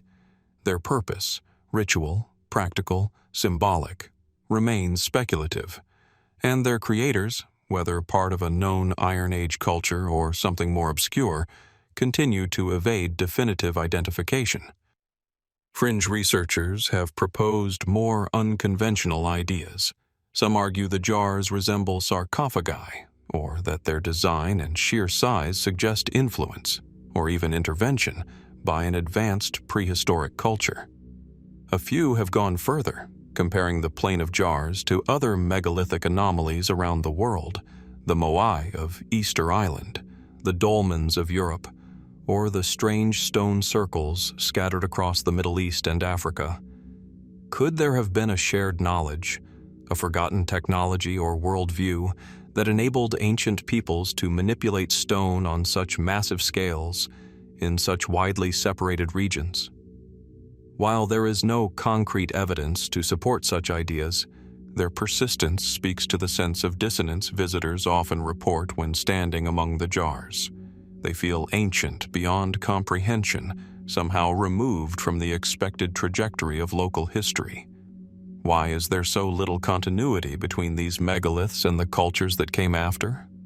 Why does their construction seem to outpace the surrounding technological context?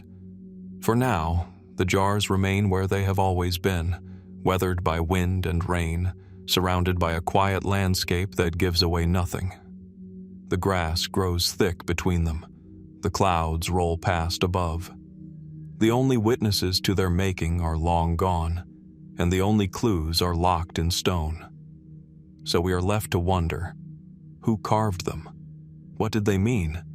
And what kind of civilization undertook such a monumental effort, and then disappeared without a trace?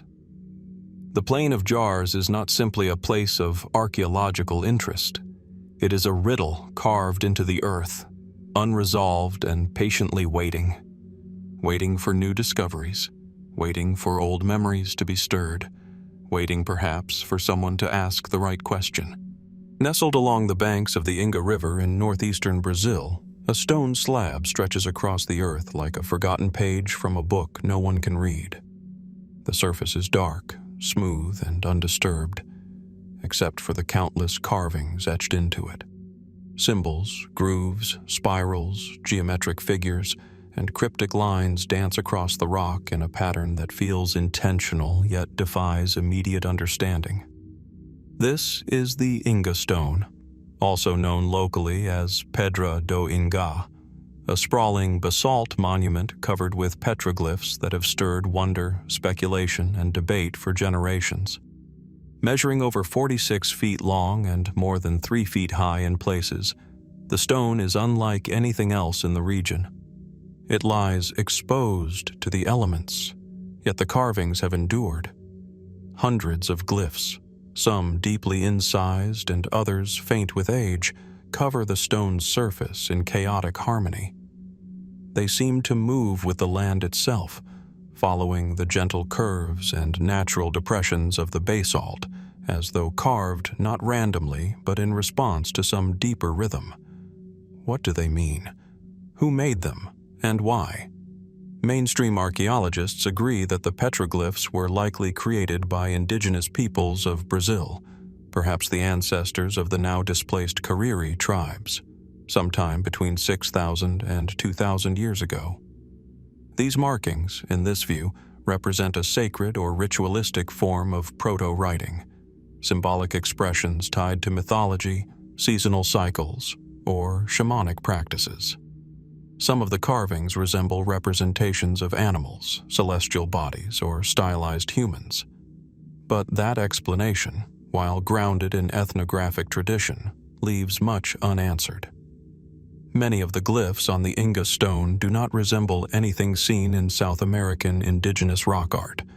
Some symbols appear abstract, interlocking swirls, concentric circles, ladder-like formations, and what appear to be star maps or planetary alignments. A handful of researchers have pointed to specific patterns that seem to correspond with the Orion constellation, or with solstices and equinoxes. Could it be that the stone served as a kind of calendar, an ancient astronomical tool? Other glyphs evoke comparisons with languages far beyond the continent. Over the years, amateur theorists and alternative researchers have drawn parallels to Phoenician, Sumerian, even Egyptian hieroglyphs, sparking fringe theories of pre-Columbian transoceanic contact. The Inga stone, according to these more speculative ideas, could be a remnant of a global seafaring culture lost to time. But no inscriptions have been definitively linked to any known written language, and no artifacts, tools, pottery, or bones have been found in direct association with the carvings.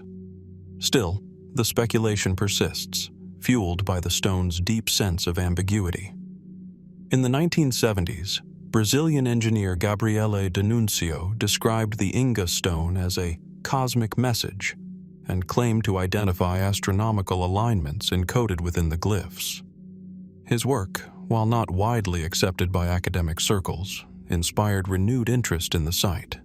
More recently, scholars have attempted to digitally map the entire surface, hoping that advanced imaging might unlock patterns invisible to the naked eye.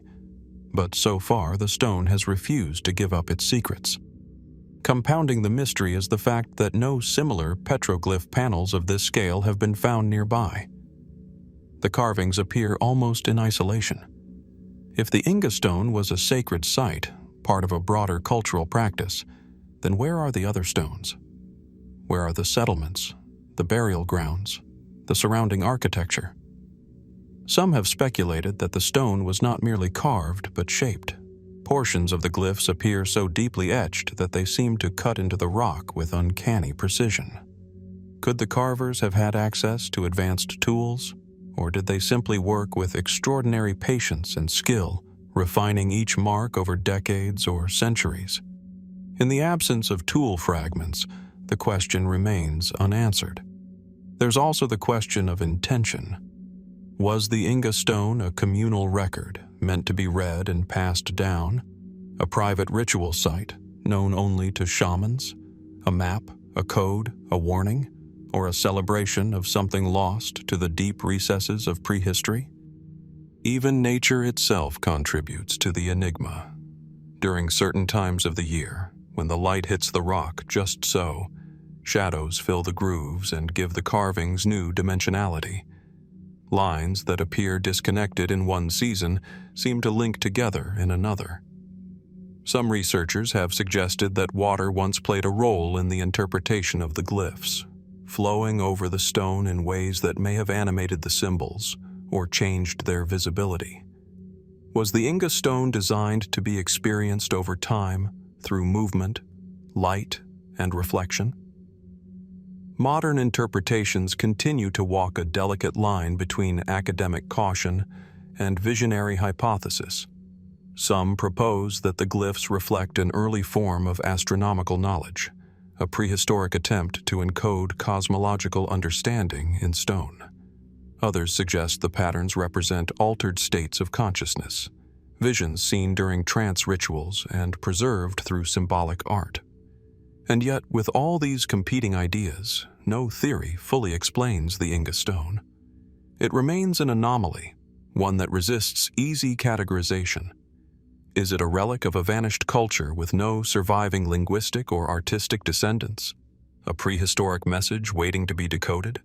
Or is it simply a testament to the profound human desire to record the unseen, to leave marks that transcend language and endure beyond memory? As the Inga River flows quietly beside it, the stone watches the centuries pass, carvings worn but not forgotten, meaning obscured but not erased. And so, we're left to ask, what knowledge might be sleeping beneath these ancient lines? What echoes of thought, belief, or vision do they carry from a time before names, before histories, before stories could be written down? In the absence of definitive answers, the Inga stone remains what it has always been, open to interpretation, rich with mystery, and still listening. Just as the whispers of ancient symbols etched into stone fade behind us, we now move northeast, deeper into the heart of Russia, a land of vast forests, windswept steppes, and histories that often lie buried beneath centuries of silence. Near the city of Volgograd, formerly known as Stalingrad, a curious discovery has stirred both archaeological interest and speculative wonder. In 2014, deep within the Zhernovsky district of the Volgograd Oblast, a group of Russian explorers stumbled upon something unexpected. Half buried in the sediment of a hillside and obscured by layers of clay and moss, lay what appeared to be massive stone discs, circular, almost perfectly shaped, and startlingly large. The objects were unlike any known artifacts in the region, and their sheer size posed a question that remains unresolved. Who, or what, created them? The largest of the discs measured over 13 feet in diameter and was estimated to weigh upwards of 4 tons. Others, smaller but no less puzzling, dotted the area like scattered pieces of a forgotten mechanism. Their surfaces were weathered but oddly symmetrical, too regular, some argued, to be purely natural. In total, at least a dozen such discs were reported, though not all have been documented with scientific precision. At first glance, these formations might resemble simple stone outcroppings or weathered geologic features, and yet, the near-perfect circular geometry and the consistent thickness across each disc challenge that assumption. Mainstream geologists have suggested they are likely the result of spheroidal weathering, an uncommon but known process by which mineral layers erode in roughly concentric patterns. Over time, these forces can produce rounded, disc-like shapes, especially in areas rich in sedimentary rock. But this explanation, while plausible, does not settle the debate. Why are these stone discs so consistently shaped? Why do they appear in a concentrated cluster, with no other known formations of their kind in the immediate area? And why are some partially embedded with a central bulge, almost like an axle or pivot point. More speculative interpretations soon emerged. Some theorists proposed that the disks might be remnants of megalithic construction, pieces of an ancient civilization now lost to time. Were they wheels, lids, seals for subterranean chambers? Or were they ceremonial in nature, symbols of the sun, of cycles, or of something else entirely? Others drew bolder connections, linking the stone disks to myths of ancient giants or the ever-resilient legends of lost technology. The shape, size, and isolated location of the disks have even inspired comparisons to so-called Drapa stones, alleged artifacts of extraterrestrial origin rumored to be discovered in China's Bayan Har Mountains in the 1930s. While the Dropa story has long been discredited by scholars, it continues to echo in popular lore, and the resemblance is enough to provoke the imagination. But is resemblance enough? No inscriptions have been found on the Volgograd disks. No markings, no chisel work, no signs of human tooling. At least none reported publicly. And without such indicators, archaeologists remain cautious. Without cultural context or associated artifacts, pottery shards, bones, tools, the stone disks are difficult to date. Their origins remain trapped in ambiguity, resisting efforts to place them within the framework of known civilizations. And yet their presence is real, their physicality undeniable. Could they be the work of ancient peoples with knowledge now forgotten? Might they have served a function in rituals or engineering we no longer understand? Or are they, despite their suggestive symmetry, nothing more than curious products of nature, a geological coincidence shaped by time and erosion? Curiously, local legends offer little to guide us. Unlike many ancient structures surrounded by folklore, there are no well-known myths in the Volgograd region tied to these disks. This silence is almost more haunting than any tale. It leaves the objects untethered, free-floating in mystery. Modern researchers have expressed interest in returning to the site for further study, including material analysis, ground-penetrating radar, and possibly carbon dating of organic sediments trapped beneath the disks. But thus far, no comprehensive academic excavation has been mounted. The reasons are unclear. Lack of funding, political red tape, or perhaps simply the overwhelming backlog of mysteries that dot the Russian landscape like stars in a clouded sky. And so, the disks remain. Weathered by wind and rain, visited by the curious, and photographed by few. Their purpose unproven, their makers unknown, their silence absolute.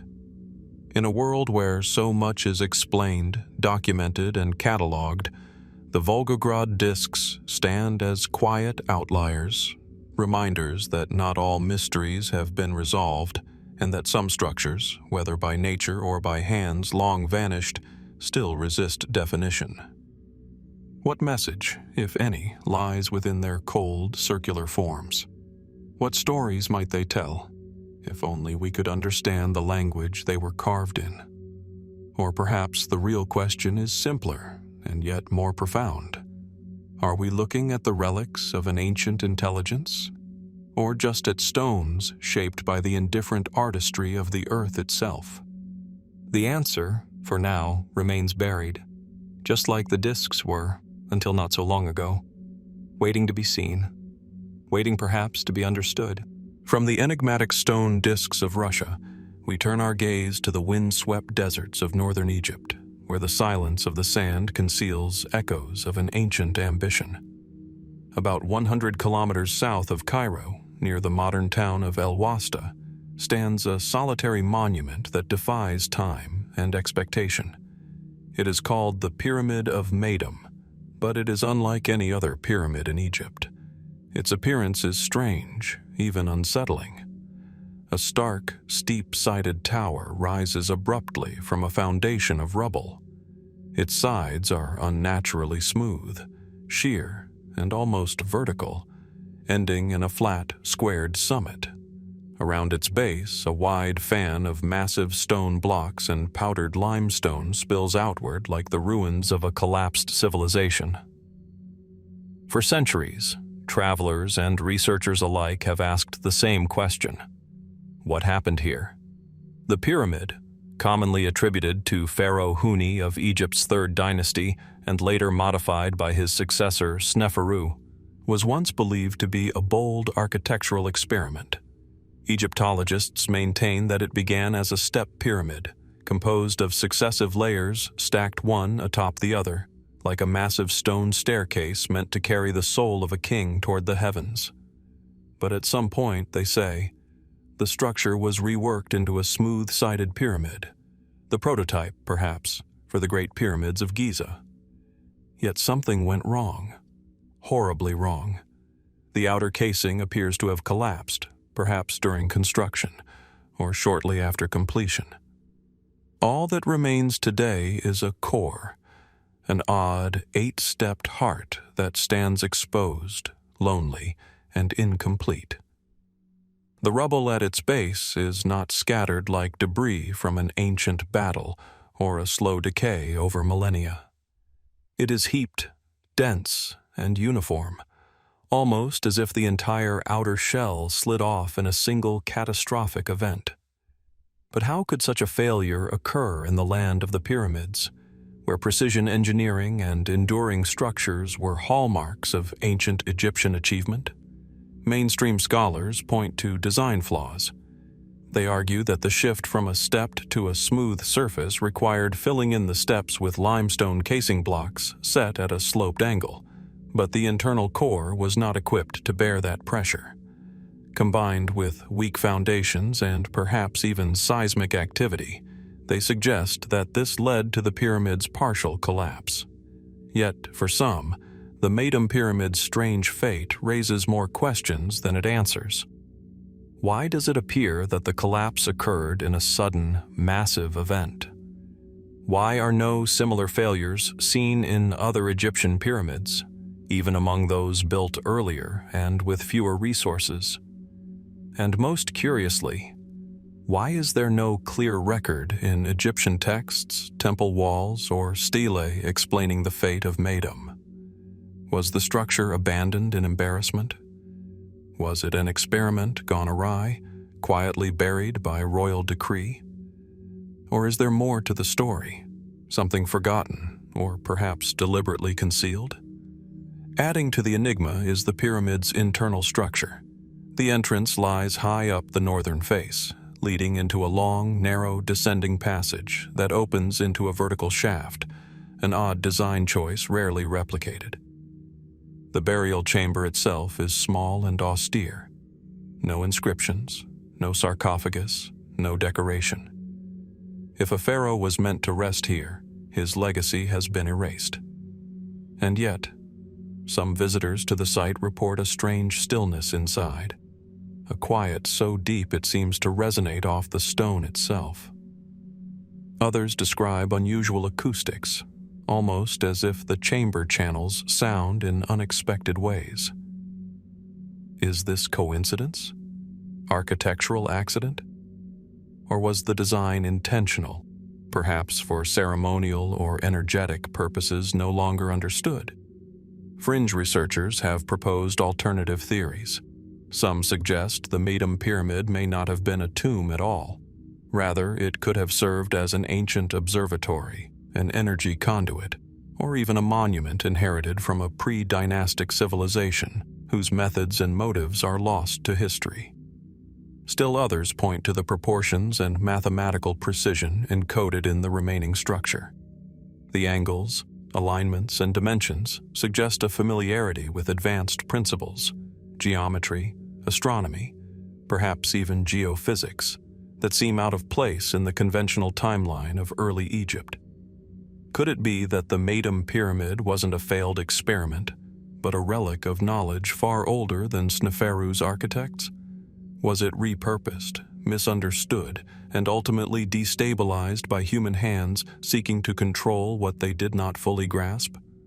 Or is this simply a monument caught in transition, an ambitious leap from one architectural form to another, where the price of innovation was collapse. There is also the surrounding mystery. Nearby lies a ruined mud brick mastaba, one of the largest in Egypt, known as Mastaba 17. Its sheer size and layout seem to suggest it was meant for someone of enormous importance, perhaps a royal not listed in any dynastic record. Some have speculated that this entire site might predate the Old Kingdom, surviving as a kind of architectural fossil from a deeper stratum of human history. But speculation only deepens the void. Archaeologists have yet to agree on a comprehensive timeline for the various construction phases of Meidum. Core samples are scarce, inscriptions are absent, and efforts to preserve or restore the site remain minimal. Unlike Giza, Meidum has no crowds, no floodlights, no sweeping tourism. It stands alone, silent in the desert, watched only by the wind and the occasional wanderer drawn by its haunting silhouette. In the end, the step pyramid of Meidum is an anomaly, a structure that should tell a story, but instead whispers confusion. It challenges the narrative of linear progression in ancient engineering. It suggests either a misstep or a memory of something greater, older, and perhaps no longer within our reach. Was it truly an early failure on the path to pyramid perfection? Or is it a misunderstood monument, one whose purpose, design, and builders remain concealed beneath the sands of time? The Meidum Pyramid does not answer. It only stands, stripped, quiet, and enduring, waiting for someone to listen. From the silent, fractured stone of Meidum, we shift eastward, across continents and centuries, to a rugged peak rising in the heart of Japan's Nara Basin. Here, among steep, forested slopes and moss-covered trails, lies a forgotten mystery carved into living stone.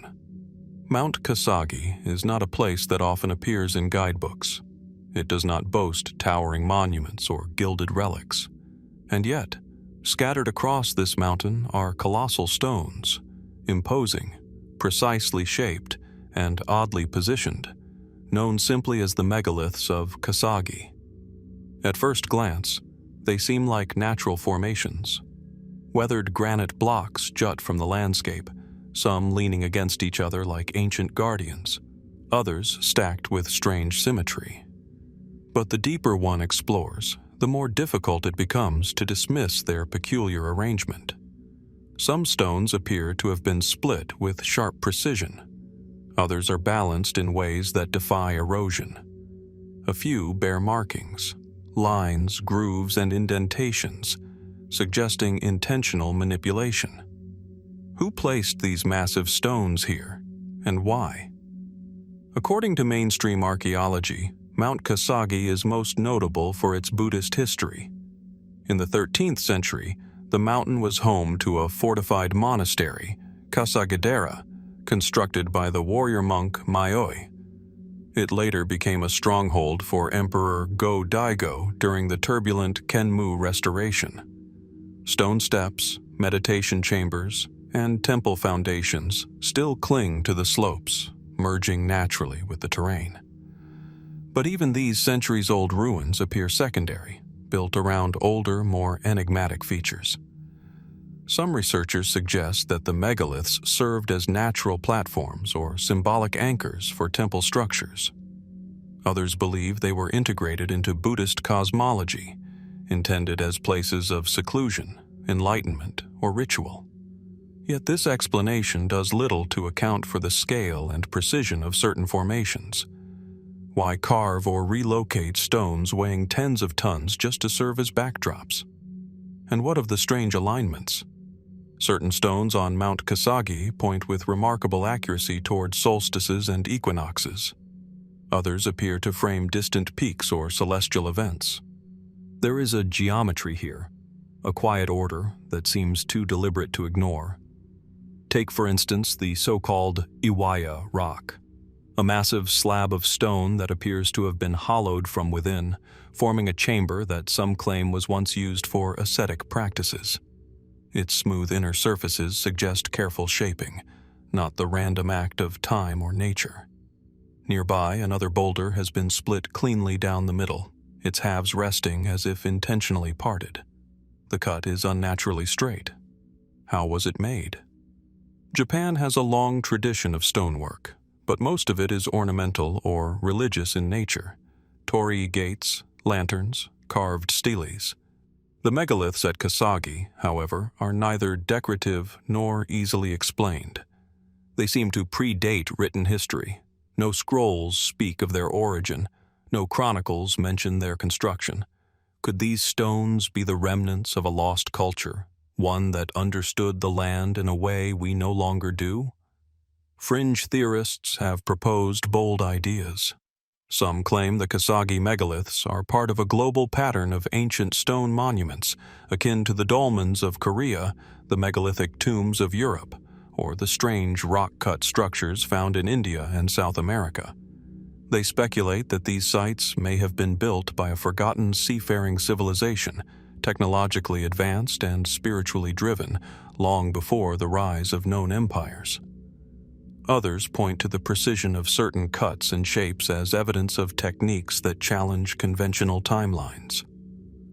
Could sonic tools or advanced metallurgy have once existed here, only to be erased by centuries of war, fire, and silence? There is also the local lore. Villagers in the nearby town of Kasagi whisper of hidden chambers beneath the mountain, of lights seen at night near the stones, of monks who meditated here for days, returning with visions, or not returning at all. While such stories are easy to dismiss, they reveal something important: a lingering sense of awe, a quiet reverence for something ancient and perhaps unknowable. Skeptics, of course, caution against overreach. They argue that Japan's geology is naturally dramatic. Earthquakes, erosion, and volcanic activity have created landscapes that appear sculpted by intent. They remind us that religious architecture often repurposes natural forms for symbolic effect. And yet, the questions persist. Why do some of these stones mirror each other in shape and placement, as though part of a larger blueprint? Why are certain formations oriented with such astronomical precision? And why, in a land so rich with historical record, is there so little mention of the origin or purpose of these structures? Perhaps we are seeing what we want to see, projecting mystery onto what is merely natural. Or perhaps we are ignoring what ancient builders once understood. Mount Kasagi remains largely untouched by modern excavation. Dense vegetation and limited access keep many areas shrouded in secrecy. What might lie beneath the roots and soil? What remnants of tools, offerings, or inscriptions have yet to be discovered? In a world where answers are often demanded, Mount Kasagi offers only silence. It invites contemplation, not conclusion. Its megaliths are not declarations, but questions, carved in stone, towering above the valley, waiting for those willing to wonder. Was this mountain once a sacred observatory? A celestial map? A monument to forgotten gods? Or something older still? For now, Mount Kasagi holds its secrets close, and we, like the monks before us, are left to sit, to look, and to ask what truths still lie hidden among the stones. As we leave behind the mossy heights of Mount Kasagi, where ancient stones guard their silent truths, the terrain shifts once again, this time to the sun-scorched coastlines of southern Pakistan. Here, in the vast, wind-beaten expanse of the Hingol National Park in Balochistan, nature appears to have carved a monument that defies easy explanation. Perched high on a weathered cliffside overlooking the Makran coastal highway is a towering figure of stone, majestic, austere, and deeply enigmatic. Locally referred to as the Lion of Balochistan, it is more widely known to curious minds around the world as the Balochistan Sphinx. At first glance, it seems like a trick of erosion, a natural formation shaped by millennia of wind and sand. But with a second look, a different possibility begins to emerge. The formation has an uncanny resemblance to the Egyptian Great Sphinx of Giza. A humanoid head rises atop a reclining lion's body. What appears to be a headdress drapes down over angular, symmetrical features, and beneath it, layered terraces and angular recesses resemble the remnants of steps or platforms, far too orderly, some argue, to be entirely natural. Could this be a coincidence of geology? Or is it something more? Mainstream geology offers a simple explanation. The Balochistan Sphinx is a product of natural weathering, specifically the erosion of sedimentary rock over countless years. The region is filled with bizarrely shaped formations, cliffs and buttes molded by wind and rain into arches, domes, and spires. To the trained eye, the Sphinx is simply another example of nature's sculptural capabilities. But those drawn to the mystery aren't so quick to dismiss what they see. Advocates of the alternative viewpoint to the symmetry of the head, the suggestion of eyes, brows, and even lips. They observe what looks like a clearly defined neck, shoulders, and paws. Some go further, claiming the surrounding terrain includes ruins, block-like structures, doorways, and pillars half swallowed by time and sand. Could these impressions be the weathered remains of an ancient temple, a forgotten city? And if so, who could have built such a structure, and when? That question remains unanswered. The region's known historical record offers little help. No inscriptions, no artifacts, no mention of such a structure in local chronicles. The Makran coast has long been a cultural crossroads, once part of the Achaemenid Empire, later touched by Alexander the Great, and eventually folded into the Islamic world. But none of these eras reference a monument of this kind.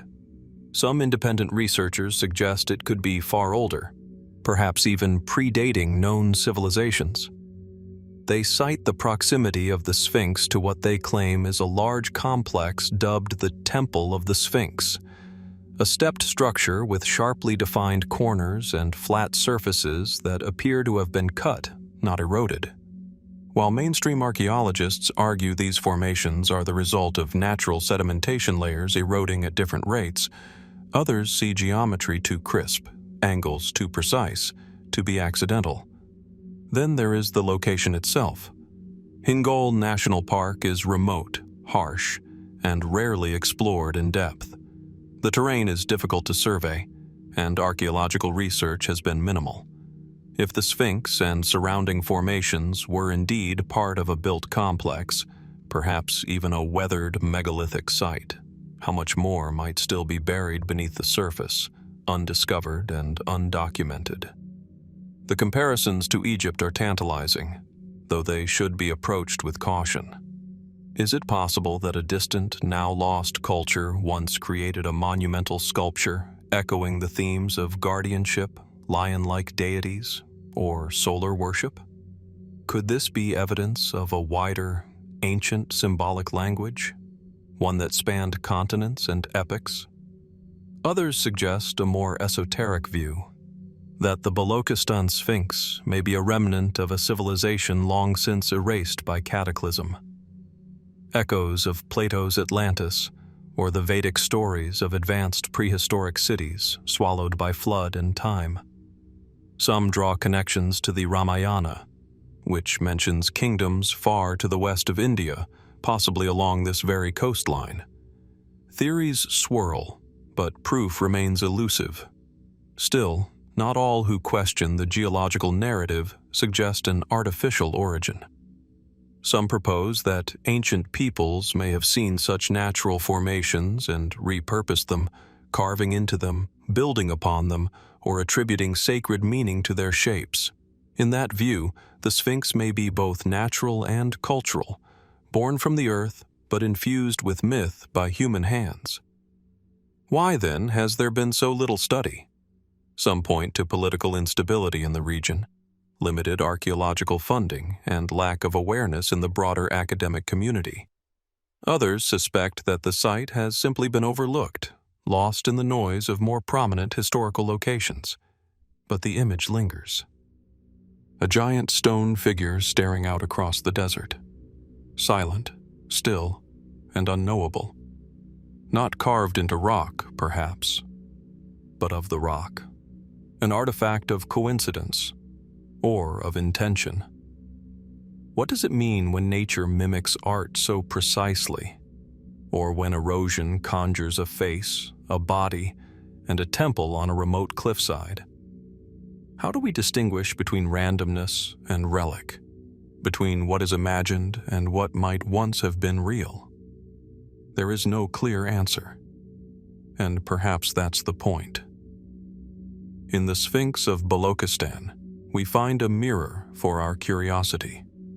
A shape that challenges certainty. A riddle without a resolution. And as long as it stands, as long as its wind-smoothed features watch over the empty desert, it will continue to ask us the question we cannot quite answer. Are we looking at the hand of nature, or the hand of something else? What still waits beneath the dust of Hingol? What have we yet to uncover?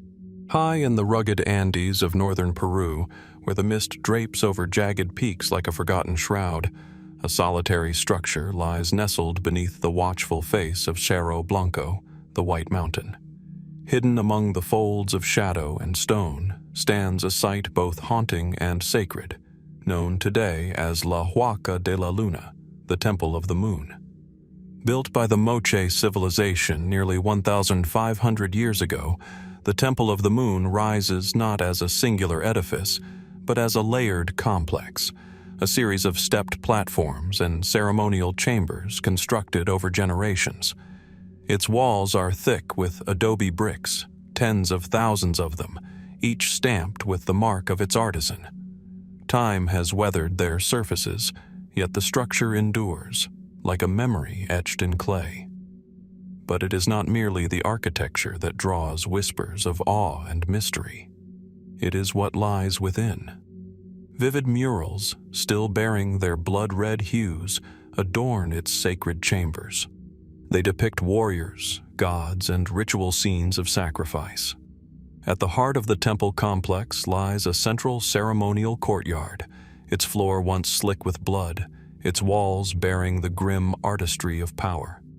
At one corner, archaeologists uncovered the remains of dozens of young men, decapitated, dismembered, posed in death. These were not common burials. They were offerings. And so the question emerges, what kind of temple was this? What was being honored here under the moonlight, so far from the gaze of the modern world? Mainstream archaeology offers an answer rooted in ritual and statecraft. The Moche, a pre-Incan culture, are believed to have built both the Huaca de la Luna and its neighboring Huaca del Sol, the Temple of the Sun, as part of a dualistic worldview. Together, the temples represented the balance of celestial forces, sun and moon, power and fertility, death and life. The Temple of the Moon, in particular, was likely associated with the sacred feminine, cycles of time, and the darker aspects of the spiritual world. And yet, the temple holds peculiarities that resist simple categorization. Why was this site repeatedly rebuilt, layer upon layer, like a living palimpsest? Why were the sacrificial victims, often young warriors in their prime, selected not as captives, but possibly as volunteers? And why did the Moche leave so little behind in terms of writing, codices, or records, despite their extraordinary feats of engineering and symbolism? Even more curiously, how did a society capable of building such intricate temples and complex irrigation systems disappear so completely from the historical stage? These questions invite deeper wonder. Some fringe researchers point to the architectural choices, the orientation of the temple, its placement at the foot of a massive mountain, as clues to something more ancient and possibly more cosmic. Could Cerro Blanco have held significance not just as a geological feature, but as a gateway? A living spirit? Or even, as some suggest, a marker for something older than the Moche themselves? Others ask whether the site predates the Moche altogether. Evidence shows that earlier cultures lived in the region. Beneath the moche layers, there are hints of previous foundations, stone alignments, remnants of altars, and soil discolorations that suggest long-forgotten rituals. If true, it may mean that the Temple of the Moon was built atop a far older sacred site, whose origins are now beyond reach. Speculative theories begin to unfold. Could this structure be part of a much older Andean tradition? One that held knowledge of astronomical cycles, earth energies, and spiritual technologies we no longer understand? Some have pointed out that the temple's alignment with certain lunar phases and mountain lines may not be accidental. Others believe the moche were tapping into an ancient force, something invisible yet potent, centered beneath the mountain itself. There are local legends, passed quietly through generations, of spirits that dwell within the mountain, of lights seen flickering above the summit, of music carried by the wind at night. Are these stories mere folklore, or echoes of something the ancients once took as real? The temple's iconography adds another layer of mystery. The figure known as the Decapitator, a deity wielding a blade, severing heads, is etched again and again on the walls. Sometimes it appears with serpent limbs, other times with wings. What exactly did this being represent? Justice? Cosmic renewal? Or something far less understood? Some have drawn comparisons to mythological figures across distant lands, like the Aztec god Tezcatlipoca, or even the Hindu goddess Kali. Are these parallels coincidental, or do they hint at an archetype shared across ancient civilizations, a memory buried deep within humanity's collective past? To this day, the Temple of the Moon remains partially excavated.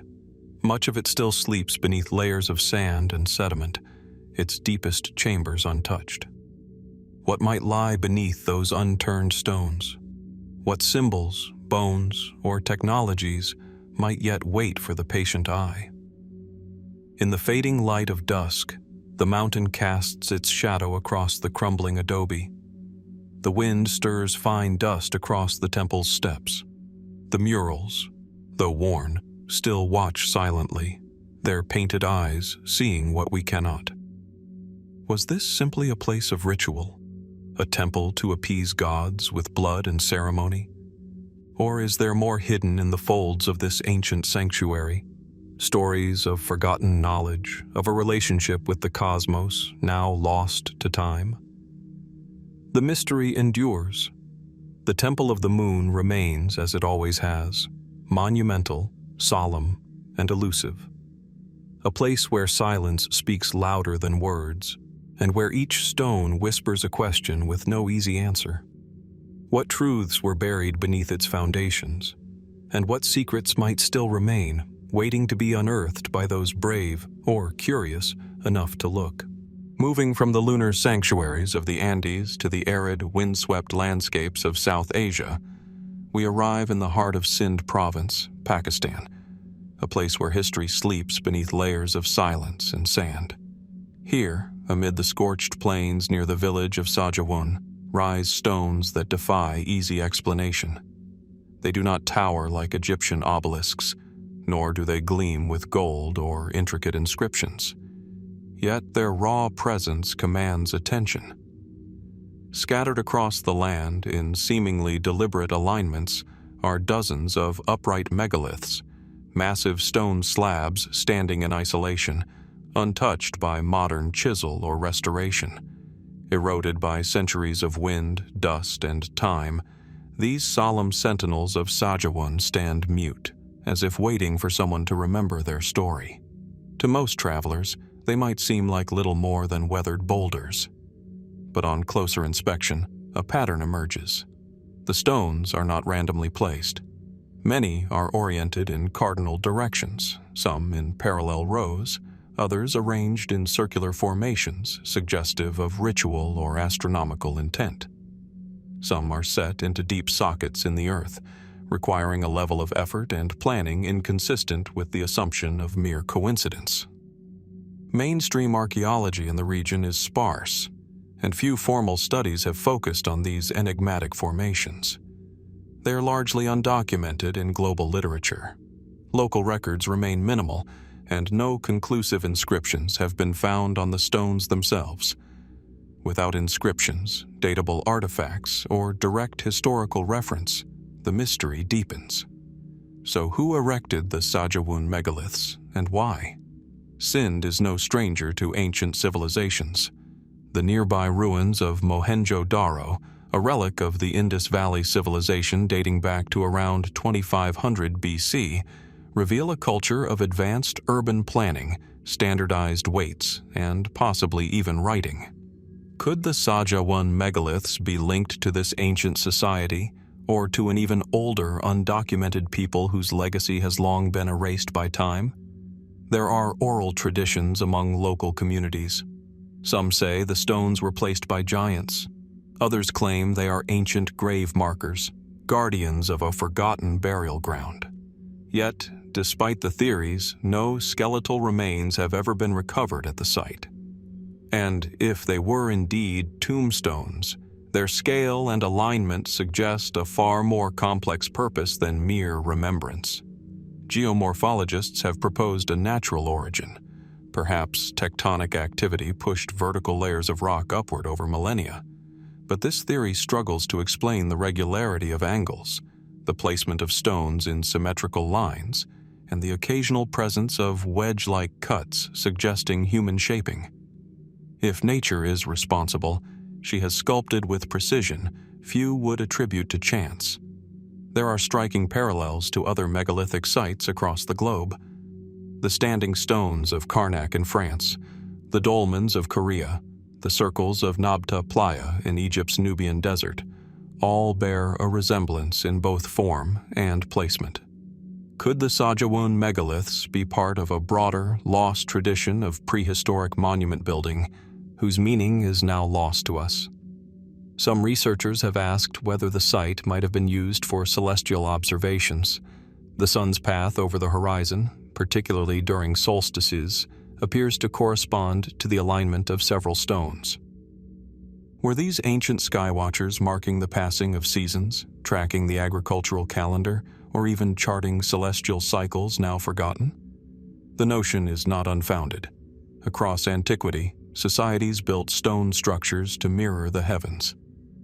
But who in the Sind of prehistory possessed such knowledge? And if they did, why does their memory not endure in the historical record? Then, there are more speculative suggestions. A few fringe theorists posit that the Sajama stones might not be the work of early civilizations at all, but rather remnants of something far older, something not easily categorized. They point to the wear patterns, the lack of any surviving settlement nearby, and the absence of cultural continuity as indications of a deeper mystery. Some go so far as to suggest these formations predate humanity's earliest known organized societies. Of course, these ideas remain outside the boundaries of conventional scholarship. And yet, the site's silence leaves space for wonder. Could it be that what we see in Sajama is a vestige of a forgotten chapter of human or pre-human history? Or is the mystery more local, more grounded, an indigenous expression of spiritual life whose symbols no longer speak to us in familiar terms? The surrounding landscape offers little in the way of clues. The stones stand alone amid parched earth and low thorn brush. There are no walls, no roads, no temples. Nothing to suggest permanence, except the megaliths themselves. And perhaps that's part of the enigma.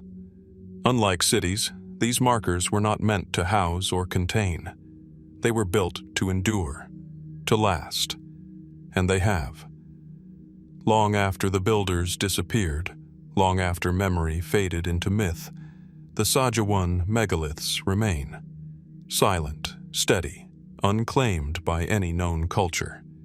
Neither fully natural nor fully explained. What purpose did they once serve? Were they temples?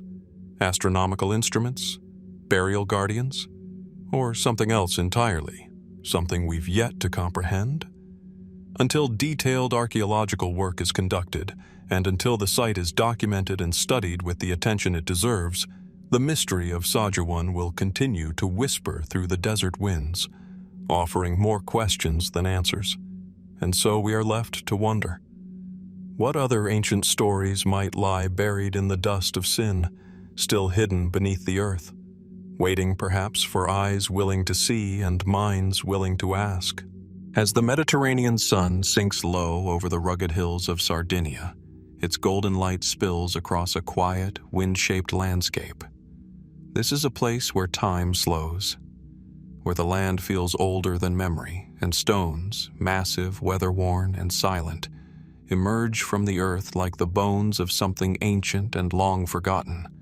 They call them Tombe dei Giganti, tombs of the giants. Scattered across the island, these megalithic structures vary in size and shape, but their core features remain eerily consistent. Rows of towering stone slabs forming curved corridors, wide stone forecourts that open like arms toward the rising sun, and imposing central monoliths, some carved with mysterious symbols or adorned with abstract faces. The longest among them stretches more than 100 feet. Others stand solitary and severe, as if guarding a secret lost to time. Mainstream archaeology dates the tombs to between 1800 and 1200 BC, placing their construction in the Nuragic period, a time when the island was home to the enigmatic Nuragic civilization.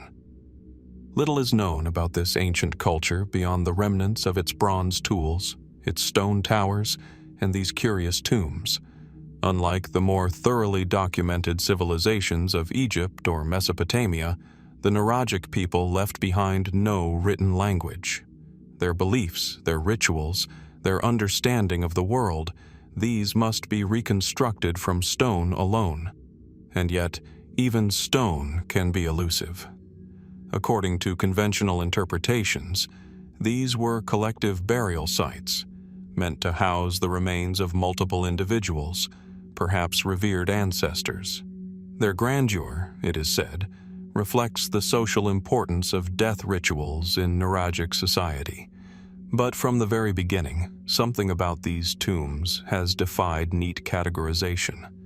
The name itself, Tombs of the Giants, is inherited from Sardinian folklore. For generations, locals believed that actual giants once walked the island, and that these stones were their final resting places. It is easy to see why. The scale of the structures, the sheer size of the stones, and the mythic atmosphere surrounding them evoke a sense of the primordial, of something beyond the reach of ordinary human hands. Could a Bronze Age culture, with only rudimentary tools, really have quarried, transported, and assembled these megaliths with such precision? No concrete evidence of advanced lifting mechanisms has ever been found. No definitive quarrying tools lie nearby. And yet the stones remain, arranged with care, aligned with the rising sun, some say the equinox, suggesting an astronomical awareness perhaps more advanced than previously assumed. More curious still are the acoustic properties of some tombs. Researchers have noted that in certain chambers, deep vocal tones create resonances that are unusually powerful, vibrating through the body in ways both physical and strange. Did the Nuragic people build these tombs with sound in mind? Were chants, prayers, or rituals designed to interact with the architecture itself, transforming the space into something sacred, or even transcendent? And then there are the bones, or rather the lack of them. While many of the tombs have been disturbed over the centuries, looted, eroded, or repurposed, remarkably few human remains have been conclusively linked to the structures. Where multiple interments would be expected, often there are none. In some tombs, only fragments remain.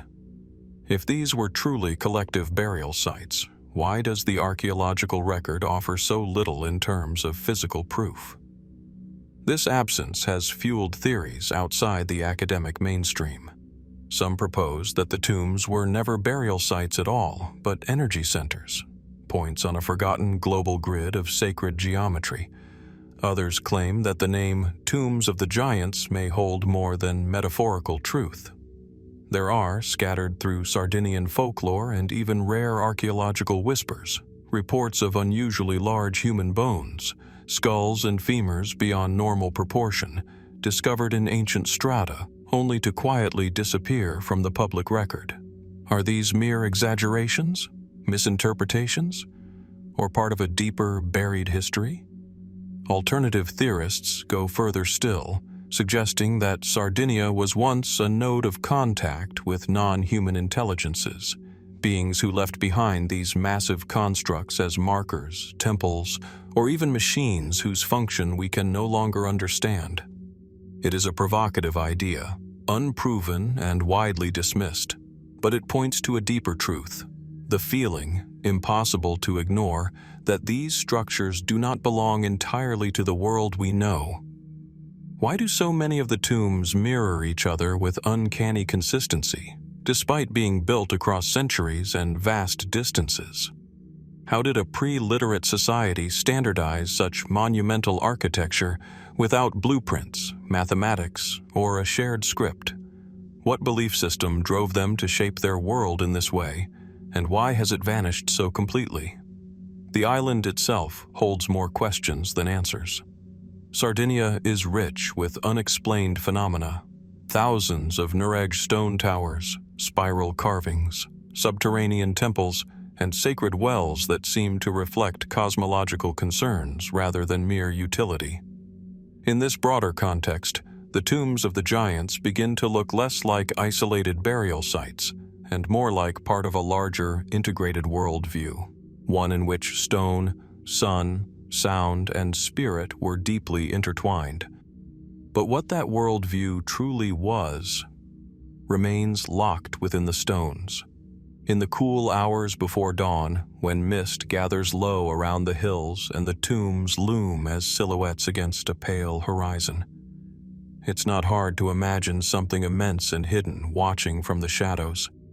Not threatening, just waiting, as though the landscape itself remembers something we do not. What lies beneath these stones, in the space between myth and history? Were the tombs of the giants the final resting places of ancient ancestors, or gateways to something else? Until we know more, they remain what they have always been. Silent sentinels to a forgotten world, inviting us, generation after generation, to look again and wonder what truths may yet be unearthed. Nestled in the Serra da Freita mountains of northern Portugal, a quiet, forested region gives way to a windswept plateau where the land seems to breathe in stone. Here, on an unassuming patch of rocky ground near the village of Castanheira, an ancient geological phenomenon quietly unfolds, one so strange, so rare, that it seems to defy nature itself. Locals call it Pedras Parideiras, meaning birthing stones. At first glance, the site appears unremarkable, a field of cracked schist, dark gray and weather-worn. But look closer, and the oddity becomes undeniable.